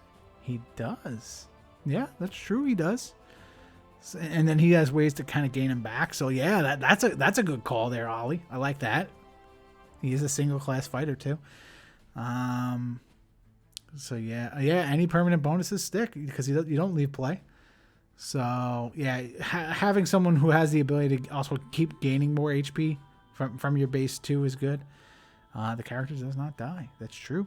So, but yeah, it's too stubborn to die on a stick.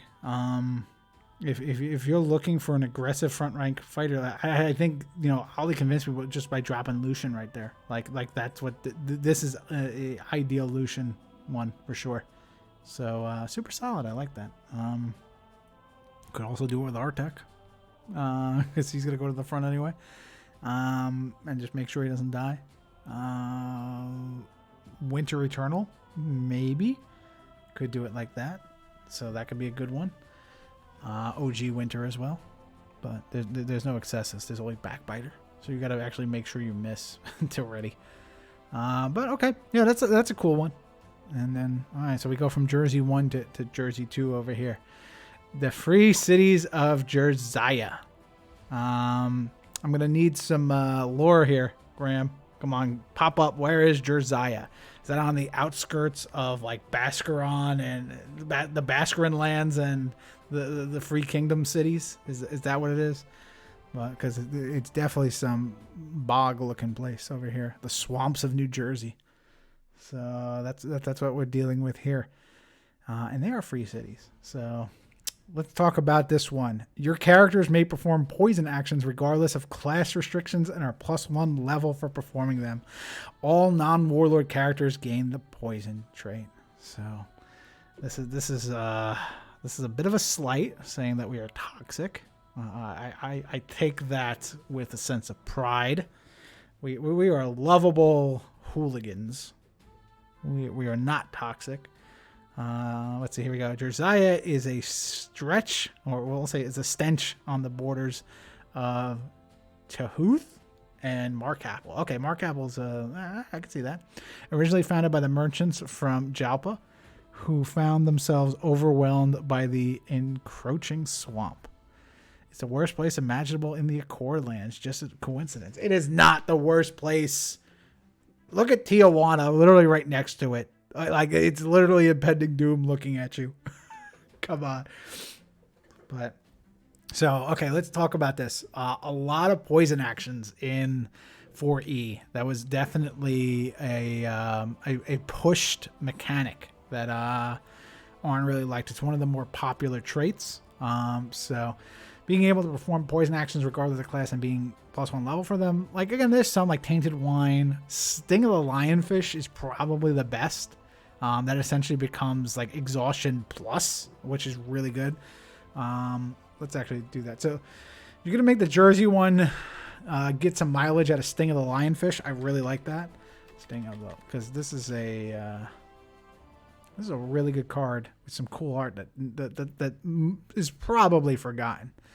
Especially because that's Spend React. I'm sorry, it's cut off a little bit.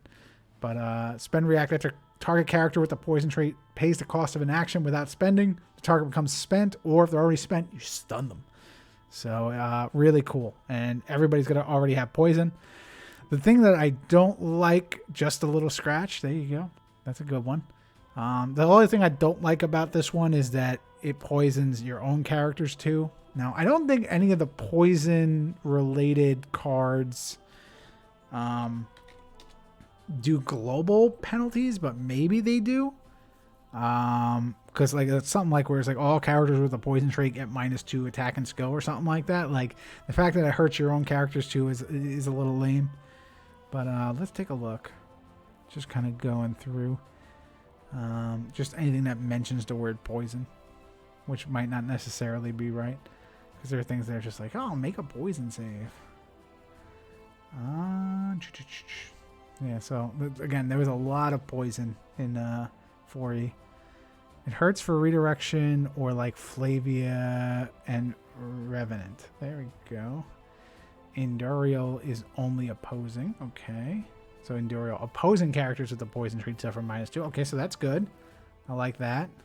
This is Forlorn. It's not Endurial. Recycled art.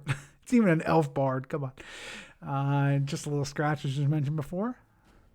Attach this card. I was attached to get the poison save. DC 18 to ready. Yeah, keeping them spent is really good. Reclesis says opposing as well. Okay, so that's good then. Line your opposing characters. Okay, cool. I like that. Then it's totally fine. Then you know what? You can give your own characters the poison trait as well. Orlanon becomes Tresvin. That's pretty cool. So yeah, I think this is a fine one. If you're going to play a poison deck, there's a lot of support for it. You're going to play it because you're from New Jersey. Maybe. That's really what's going on with this one. But otherwise, pretty good. Moving on. The Meniers. Is that how I'm going to pronounce that one? The Meniers of Tijuana. So we're going to go with that. Wouldn't be Jersey if your characters weren't toxic. We are not toxic. We are lovable hooligans, please. I resent that. I am very welcoming. I may not seem like I'm very welcoming, but I have never told anyone who has approached me to go away. I mean, okay, to be fair, the first time Graham met somebody from New Jersey, it was fat kid jumping out of a bush screaming, "Rah!" So, like, that's fine. I get that. But let's talk about Tijuana, which has some kind of weird-looking demon thing. So, limited spend order. Ready a lower-level non-stun character of the same faction as this character for each wound on this character. Minimum 1. So this is like a spare. That familiar from Epic Edition, I think, right? I think let's go ASP. There it goes, a spare. So it's like this little mercenary one where it's once per turn target a number of lower level mercenaries and ready the target. So a spare was the familiar for Tavish Jape. So that has this kind of vibes on it, though obviously you're not restrained into mercenaries. You can do this with Garn Hearthstone, move those wounds onto you and have a whole bunch of HP, and then just keep readying a whole bunch of dwarves on a stick. You basically become like a little bit better than a General Lund, but then you also become super squishy because you're almost dead. It's fine. I think it's okay. It's not too bad. It's very noticeable art. It's just like a demon coming out of a city. So I guess this is the Underdark. No, that would be the Abyss. The Abyss exists. So where in the lore does the Meniers of Tijuana exist between, you know, the surface level, the Dwarven Caves, and the Abyss? Where exactly does this one fit? I can see this being in the Dwarven Caves. But either way. Let's talk about the Windy Necropolis. Super good one. Your characters may perform air actions regardless of class restrictions and are +1 level for performing them. Limited react once per turn before a character you control falls forward. Do not spend or stun before moving. This is an air action and a spell. There's a lot of really good air actions. The limited react once per turn, being able to just kind of feather fall someone forward, super utility, super good. Will help out with like your rank structure. But being it's an ancient Nothrog shrine above the heart of the abyss. Ooh, there we go. We get some abyssal Nothrogs up in here. Now we're talking. That might be what we're looking at here. But anyway, the Windy Necropolis. Is this for Chicago, I'm assuming? Because of the Windy City. So we're going to say that this is an Iceman one. But air actions are... And I love it. It's air actions because the only thing Chicago is a flyover city. All right, no. All righty, where's the Chicago meta? All going to start yelling at me. They're going to come out of the woodwork. But anyway, a lot of solid air actions. Let's go. Let's pull it up. Since I'm not in a rush like I thought it was going to be. Ooh, air is the second one. I don't even have to type. Let's search. Arc lightning, ball lightning, call lightning, chain lightning, conjure storm. This is the big one right here. This is an air action. So any of your level 3s can do an air action to do a +8 that inflicts an additional wound. So it's like a lightning bolt. But then they do the +4 range strike against a target 3 or more ranks away. So who could be a good character to cast something like that? Corvos Big Boom? Nah, you need to think bigger, my friend. Let's show you some Goza. React before making a range strike roll. Kill an adjacent siege. Gains +5 and the strike inflicts 2 additional wounds. So you can do a +9 for 3 and just murder somebody with Conjure Storm. That's what you bet. Yeah. So Goza Air is actually a thing for sure. But otherwise, there's just a lot of really solid air actions. So like this one will definitely see play for Conjure Storm. Let's go back to that. Let's go back to the search. Oh man, I gotta do this again. Fine. Air. Go. Alter Lightning Bolt is good too. There you go. +6 for 2. I like it. Call Lightning, Chain Lightning. Heaven's Wrath. That's a good one. Phantom Steed. Teleport. So you can start pushing some people around because you get that plus level. I like that. And then again, general the Featherfall React, which is basically like Griffin and Messier, super useful because it's any character you control falls forward. So you can use it as support. You can use it for your own Warlord. A lot of good stuff that can come out of this one. All right, we're at the final 3. We're at the home stretch. We got Voudro's Command Tent. This is your characters may perform tactics actions regardless of class restrictions and are +1 level for performing them. Your characters gain the text limited react after this character spends to perform a tactics action. Ready this character. This is the Woodrow one, but this is Voudro because we're going. So this is when he joined Team Germany for like a hot second. That's what I like how specific this little reference is to. So that's pretty cool. But now he's Team Japan. Now he's not even hanging around in Discord anymore. Why is that, Woodrow? Maybe you should tell everybody why that is. It's not like it's bad news. Come on. I mean, I think we'll get something soon. But anyway, this tactics one, this is pretty good. It got nerfed because I remember our group chat was talking about one to say like Woodrow's good, and it's like, really, Woodrow's good? No, come on. I talk shit on Woodrow all the time. We can't publicly admit that Woodrow's good, no matter how good he is. Like that just ends the meme. Come on. So, but the change with this is that bottom part about your characters gain, like after this character spends to perform a tactics action. It used to just be you don't spend for tactics actions and it's not once per turn. So it was just like any tactics action you could just do it as an order, and that was insane because cut the path is literally becomes what is it, Hand of Might. So that was a little nuts. That is this is a very good change. They changed it to what I originally read it as, and then when I went, I remember like Sanji and Bobby were telling me that this needs to be changed, and I was like, why? And I was like, oh my god, it's not once per turn. That's bad. Change it. So happy that one got changed. But as is now, this is good. Like Setrock, the basically the Uthanaka 4E, was a super competitive deck and really good, really solid throughout the entirety of 4E. And this turns you into that. And if not, it's something that also boosts Setrock as well. So you can now be Uthanak and Setrock at the same time with this. So I like this. This is generally good one. There's a lot of solid tactics actions, battle plans. Which one was that? The one that commit the reserves that makes your characters come in lower. Ardent, I think, is one. So there's a lot of good ones for a support fighter. So very, very good there. Lair of Flame and Fang. This is a holdover.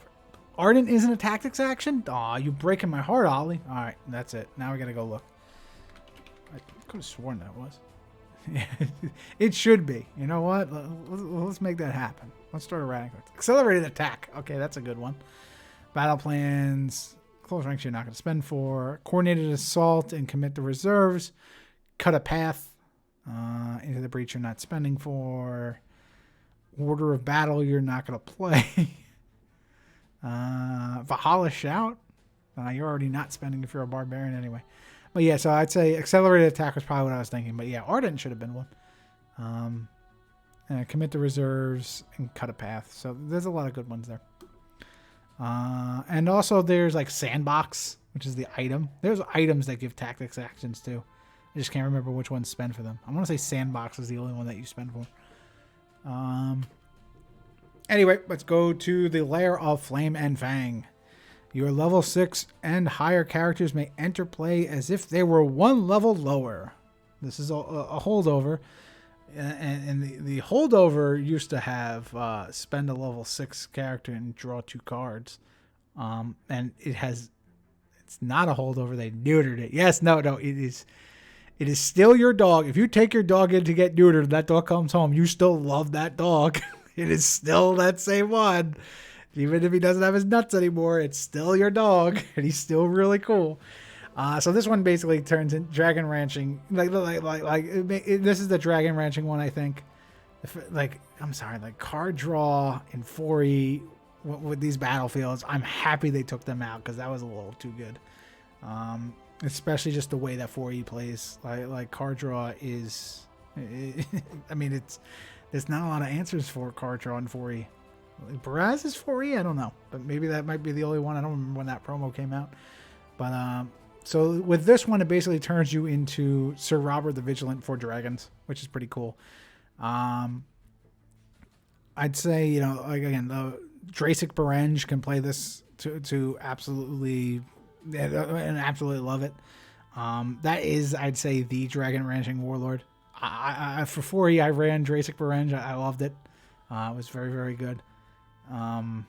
Just because, and there's a reason why I love Drasic. Let's go. Berenge. Good old Drasic Berenge. This was like the Dragon Rancher over here. So this is what Drasic looked like in human form. Look at that. Before they find, or either after or before, when you get rid of some orbs. I want to see Sim Morlock drop with this. Yeah, you can do that too. You can do the demon drop with that. I guess that's the flame, and then the fang is the dragon. I like that.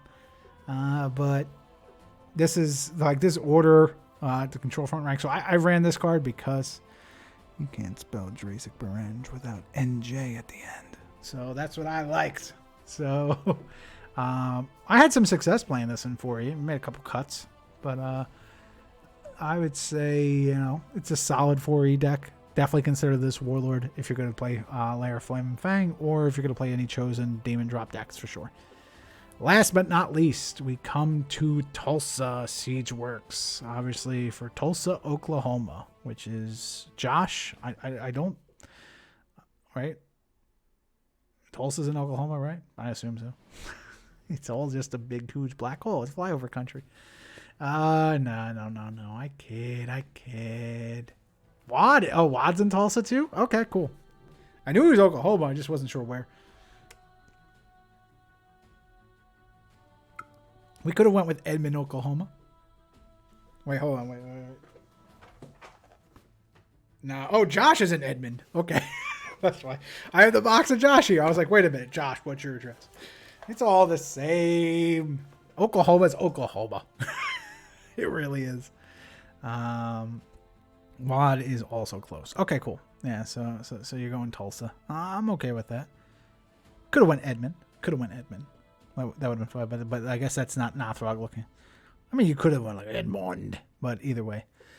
So yeah, this one is, so if it's going to be a Josh one, it's going to do Northrog things, and that's exactly what this does. Order, spend a wizard you control, move a non-warlord Northrog within one rank of that wizard, forward or backward one rank. So yeah, it's moving your siege weaponry into position. Super thematic, super, like the fact that you're spending a wizard to do this puts a little cap on it, but doesn't, it only limits you to basically what you can play and draw. So I think it's super solid. Non-warlord is very important, so that you can't just immediately get your warlord to the front and turn everybody into Artec, which is good. Which is surprising if you're going to do a Josh Battlefield and have it not turn somebody into Artec, which you probably could have done, but that's fine. This Siege Works one is good. I like the art. It's just a big old siege chair and getting ready to throw some. Is this like 40? Is this Warhammer 40k artwork though? It's like, that's what it kind of looks like. I could see like the orcs using this one.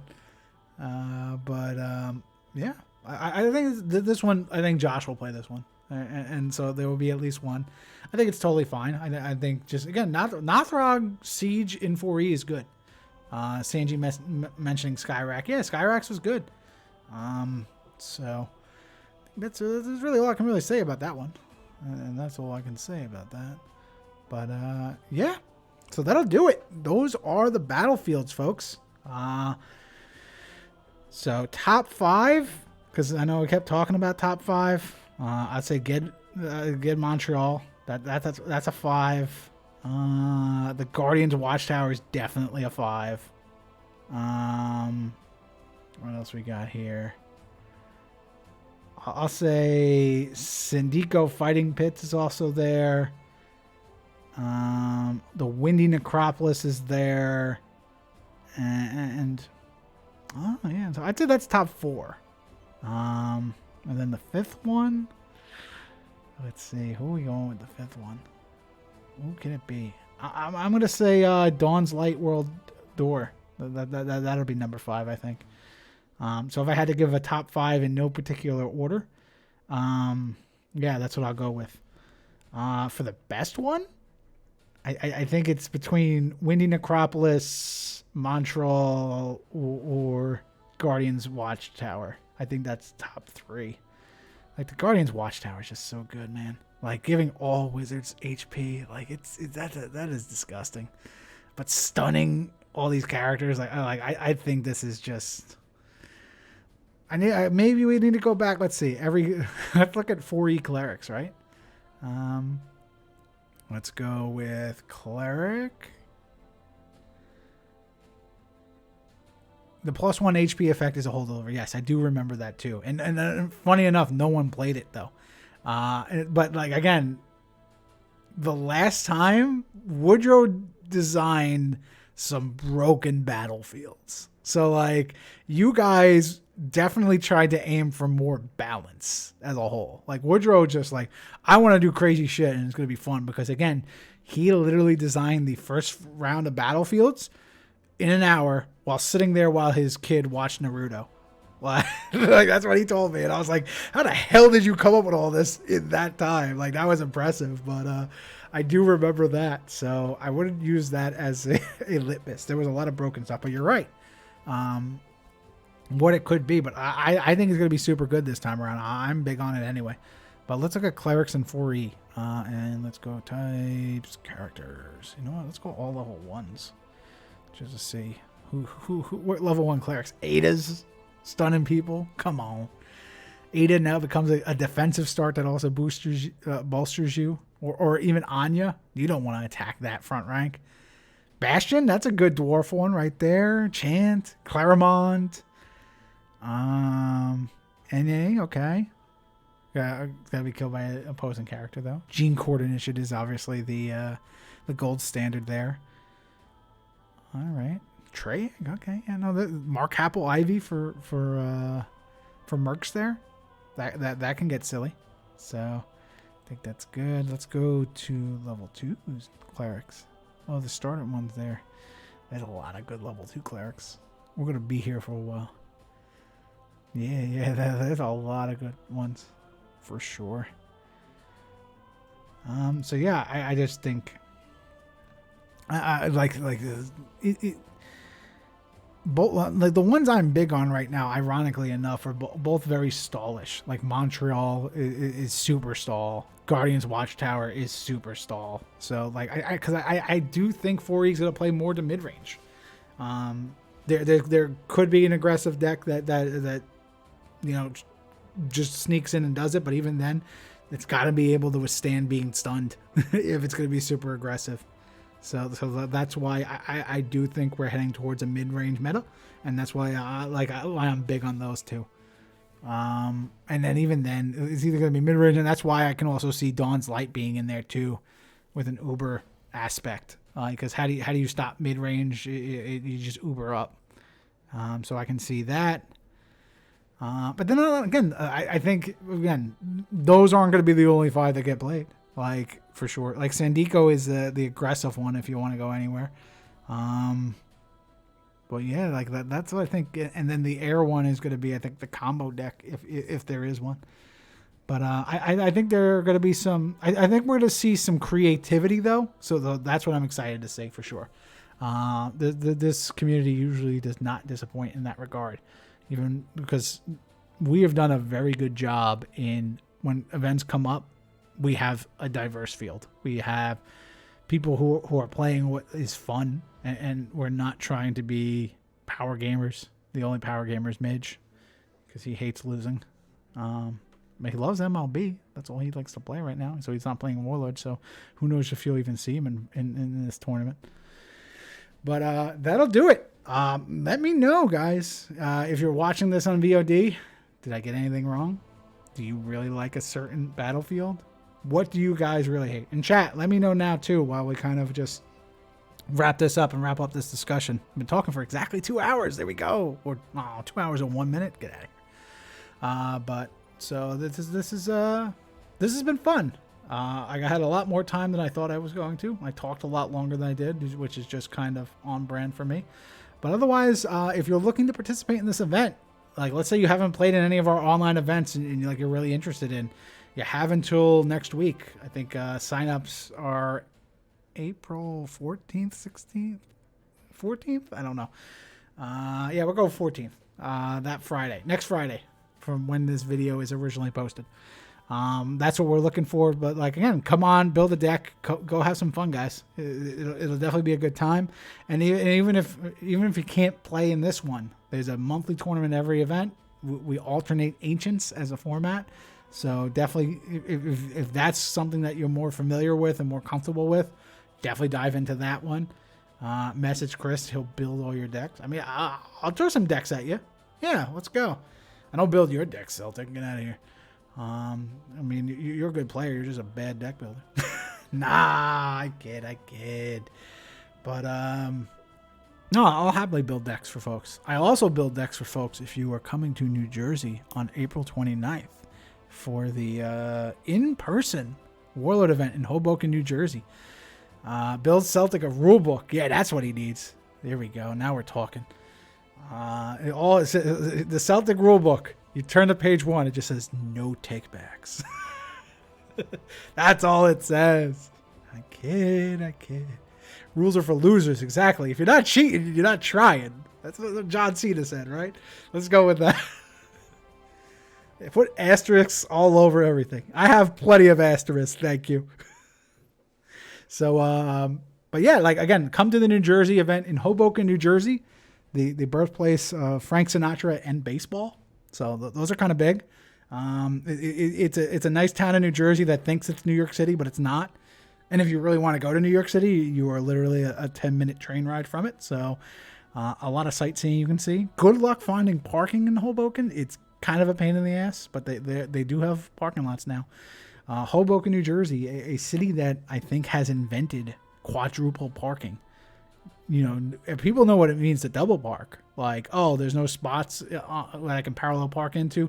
Let me just pull alongside another car, put my hazards on, and walk away. Yeah, on the main road, Washington Street in Hoboken, you'll see like 4 cars parked next to each other, and you're like, how, why, and for what purpose? Why didn't you just go behind the double park car and keep everything double parked? Well, you know, I kind of really wanted that spot, so like I'm going to go 4 lanes in. It's ridiculous. It is insane. And they never fix the streets. Yes, it's true. There's potholes. Enjoy potholes, nerds. Yeah, that's true. You can. I mean, at this point, they might be considered sinkholes. They're so big. But it is a nice city. It's like a young, very Greenwich Village feel. If anyone's been to that neighborhood in New York City, a lot of young people, a lot of bars, a lot of really good food options though. And this is at Play Hoboken is the name of the place. The original store owners used to own something called Aether Cafe. And then they moved to a bigger location. They have indoor golf, like, you know, video golf, or you hit your golf ball, but like, you know, obviously your ball doesn't go flying anywhere. It just goes wherever the video game center does. They have billiards, they have ping pong. So if you don't want to play Warlord, come here on that day just to play that and hang out with us, because it's still another body that we bring into that location. We're happy for that. And obviously all the Jersey hospitality comes with it. So April 29th, folks, please message Sanjington on Discord for any details. If you're on YouTube, leave a comment and be like, hey, I want to learn more about this, and I will shoot you over information on that. But, you know, like IRL, Warlord is coming back. I know we do a lot of online stuff, but we're getting more IRL tournaments. There's another one on the same day in Indianapolis. So if you're out there, go support Fantago, friend of the show for sure, even though doesn't pay attention and schedules 2 Warlord events on the same day. So now we have to compete with each other, which is something we don't want to do. But either way, love me some Fantago. So shout out to him and best of luck there. He's doing some chibi stuff with his team because he's playing at a sushi restaurant. So if you're on the East Coast, come to us. If you're in the black hole that is the middle of the United States, go on over there. That's totally fine. But that'll do it for this. I guess I can... How many of you folks are here? We doing a giveaway? Oh, there's a lot of you here. Or at least according to this anyway. If you're in Idaho, go over to his house. Yeah, Ollie, can you please post your address so people can come to your house? Find out where your home is. I swear Fat Kid will not mail you something random. Like, just ask around. Just go there. It's like, hey, do you know where the Eagles are? Oh, yeah. Like, because there's like 4 people who live there. So you have a 25% chance to find it, to find the Eagle household in Idaho. No, there's more than that. You might have to go through a bunch of potato farms, but potatoes are delicious. So go for it. Anyway, let's do a giveaway. Let's do it, right? People want to do a giveaway. Pow! Look at that. The Wheel of Woodrow's still around.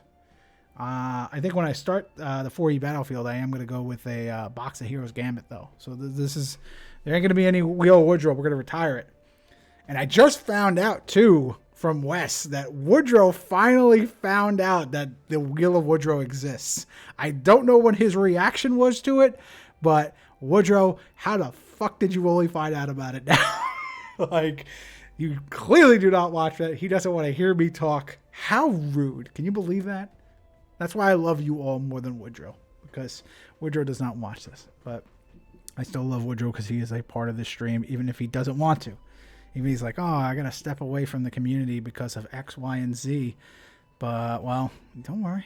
You don't get off that easy. And it definitely isn't that easy. The Wheel of Woodrow was a spell first invented by Emperor Kahalis in the 3rd century after the defeat of the dragon. Canon. There we go. Put it on there. That is weird. But would it be the Wheel of Woodrow, or is that in relation to Voudrow at all? We don't know. There might have been some tactics in taking down this dragon, which is really just a storm. But anyway, we gotta get some spins. Oh, I'm so used to just like, you know, in the routine of my streams, it's like go right to, oh, the special guest will do this. Yeah, there you go. Comment for that free swag. There we go. Now you know do what Kinnarin's doing. If you would like to be entered to win, Voudrow is the elven name, unpronounceable in Deherani. Okay, I can respect that. If you'd like to be entered to win a spin, and then we'll do whatever it says, all you have to do is say something in chat in the last 15 minutes. And this is where I'm going to try and make sure that Nightbot's actually working, so I have been recording all. Okay, cool, it is. Look at this. All right, if you see your name on the left side, you are in like sin. If you are not on the left side, and there's a lot more of you in here that are on that left side, or at least at some point we're here. Got tired of hearing me talking about stuff. That's fine. The loyal people will get the spins. That's totally fine. So if you're watching this on VOD, you don't get a spin. But I still love you equally. And if you want to spin, go find Twitch and watch these live one time. Even though obviously I do things like stream without announcing whatsoever and just decide, yeah, I'm just going to stream right here. I got a couple hours, so why not? But anyway, let's do it. Let's roll it up. Let's see what we got for you fine folk here. Who's getting the first spin? Oh, it's Kennerin. Look at that. There we go. See, you had to be like Kinnerin, like I said. Follow those instructions and you get the spin. Alrighty. Not rigged at all. So let's get rid of that. Kinnerin, since you were in here, what velocity are we get out of here? It's going to your household anyway. Maybe, potentially. Your household might inherit a fumble, so we'll see. Kinnerin, what kind of velocity are we spinning the Wheel of Woodrow here? Let me know. Maybe we might be adding a second eagle to the list of loot box candidates. We got to see. We're 3 away from giving away that loot box. And I swear I'll be mailing things. 6 out of 10. Okay. And chat, I was thinking like maybe I'll do a stream where I'm actually like getting all this stuff to be mailed together. Would you be interested in seeing me just put together envelopes and stuff and just bullshit? Like, I don't know. I was thinking of doing that, but I'm like, nobody's going to want to watch or see that. But I was thinking about doing it. And plus, I have to be careful to... That's a 6 out of 10, I think. That's fine. I was thinking about doing it, but it means I actually have to send things out. But that's why I want to do it. I want you all to see me doing it. Ooh, we got Stupid Luck. You were close to a fumble. So, Stupid Luck is a random pack. Let me get the wheel out of here. This is a stream I'm doing sitting down. I usually don't do this. That just shows you how little time I thought I actually had. I was like, yeah, I can sit down. It'll be fine. It'll be quick. But, well, how many packs we got? We only got 4 packs in here. So, Kinnerin, pick a number 1 through 4. I didn't realize how little packs I had. 1 through 4 is the number we're looking for. 3 is the... Okay, there we go. You got a sneak attack. Oh, you got a sneak attack. There we go. What else is left? There's... Okay. The remaining packs, in no particular order. There is a campaign edition, there's an assassin strike, and there's a sneak attack. That's what we got left. All right, but starting off with this sneak attack. Interactable. That's not a word. Did I say interactable? Gotta be somewhat intractable. Or interactable. Oh, okay. Yeah, I know. Well, obviously I'd be... Obviously, that all these things are to be interactive. I am big on that. That's why I give you guys sound alerts to play with. I give you things to call out me cheating as well. We've added these things. I'm very happy about that. Like, because again, the fact that you guys... Yes, it is cool. See, this is interactive too. Free hat. It's been forever. I've been wearing this hat for 2 hours. Someone finally took it off. Go away. Boom. That made an echo in my hallway. Let's get that down.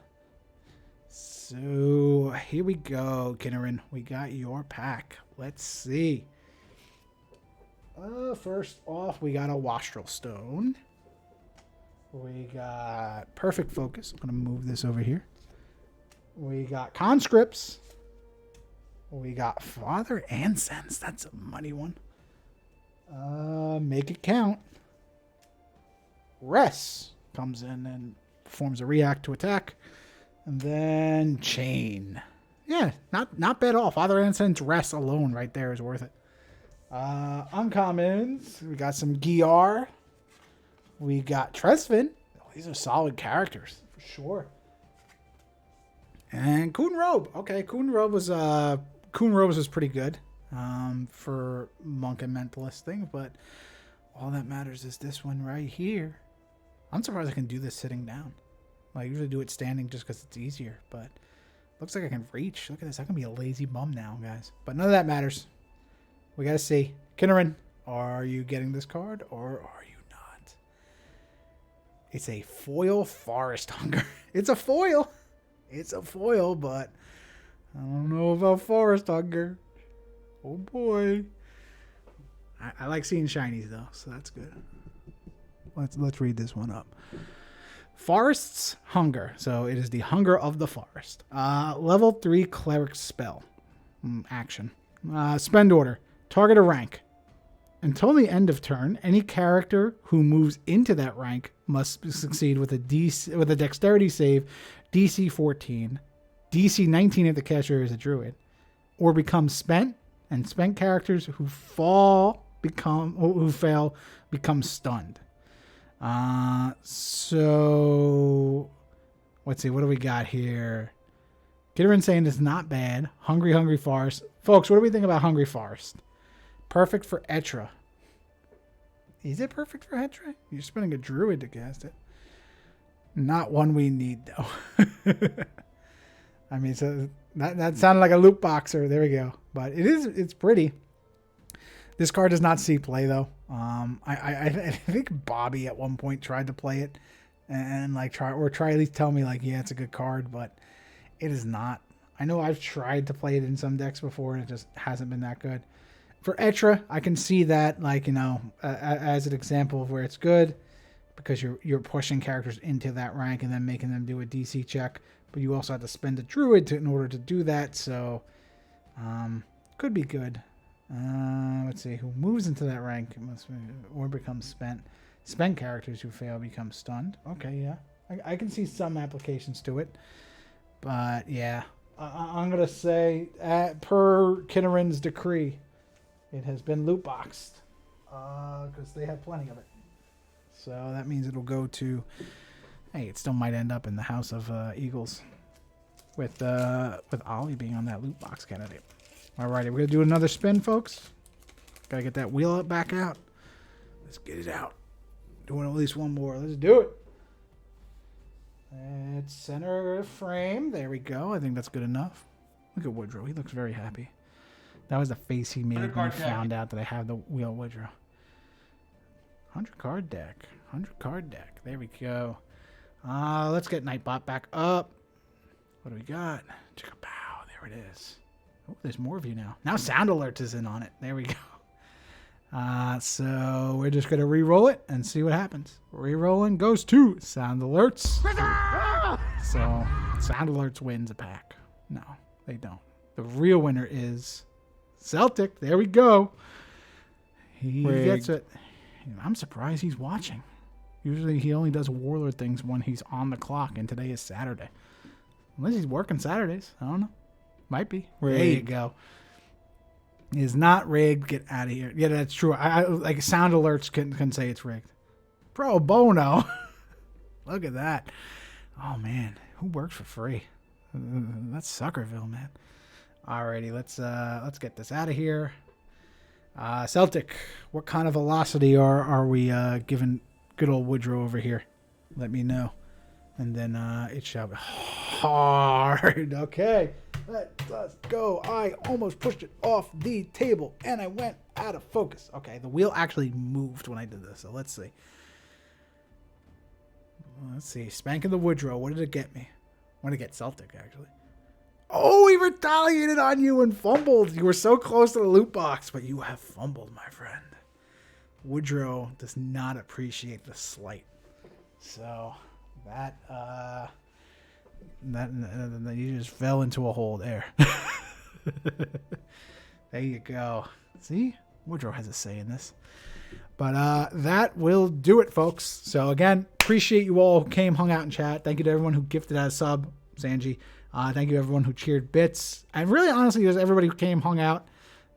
Didn't really plan to do this and just was like, I think I can pull this off. I think I need like 10 minutes to put it together.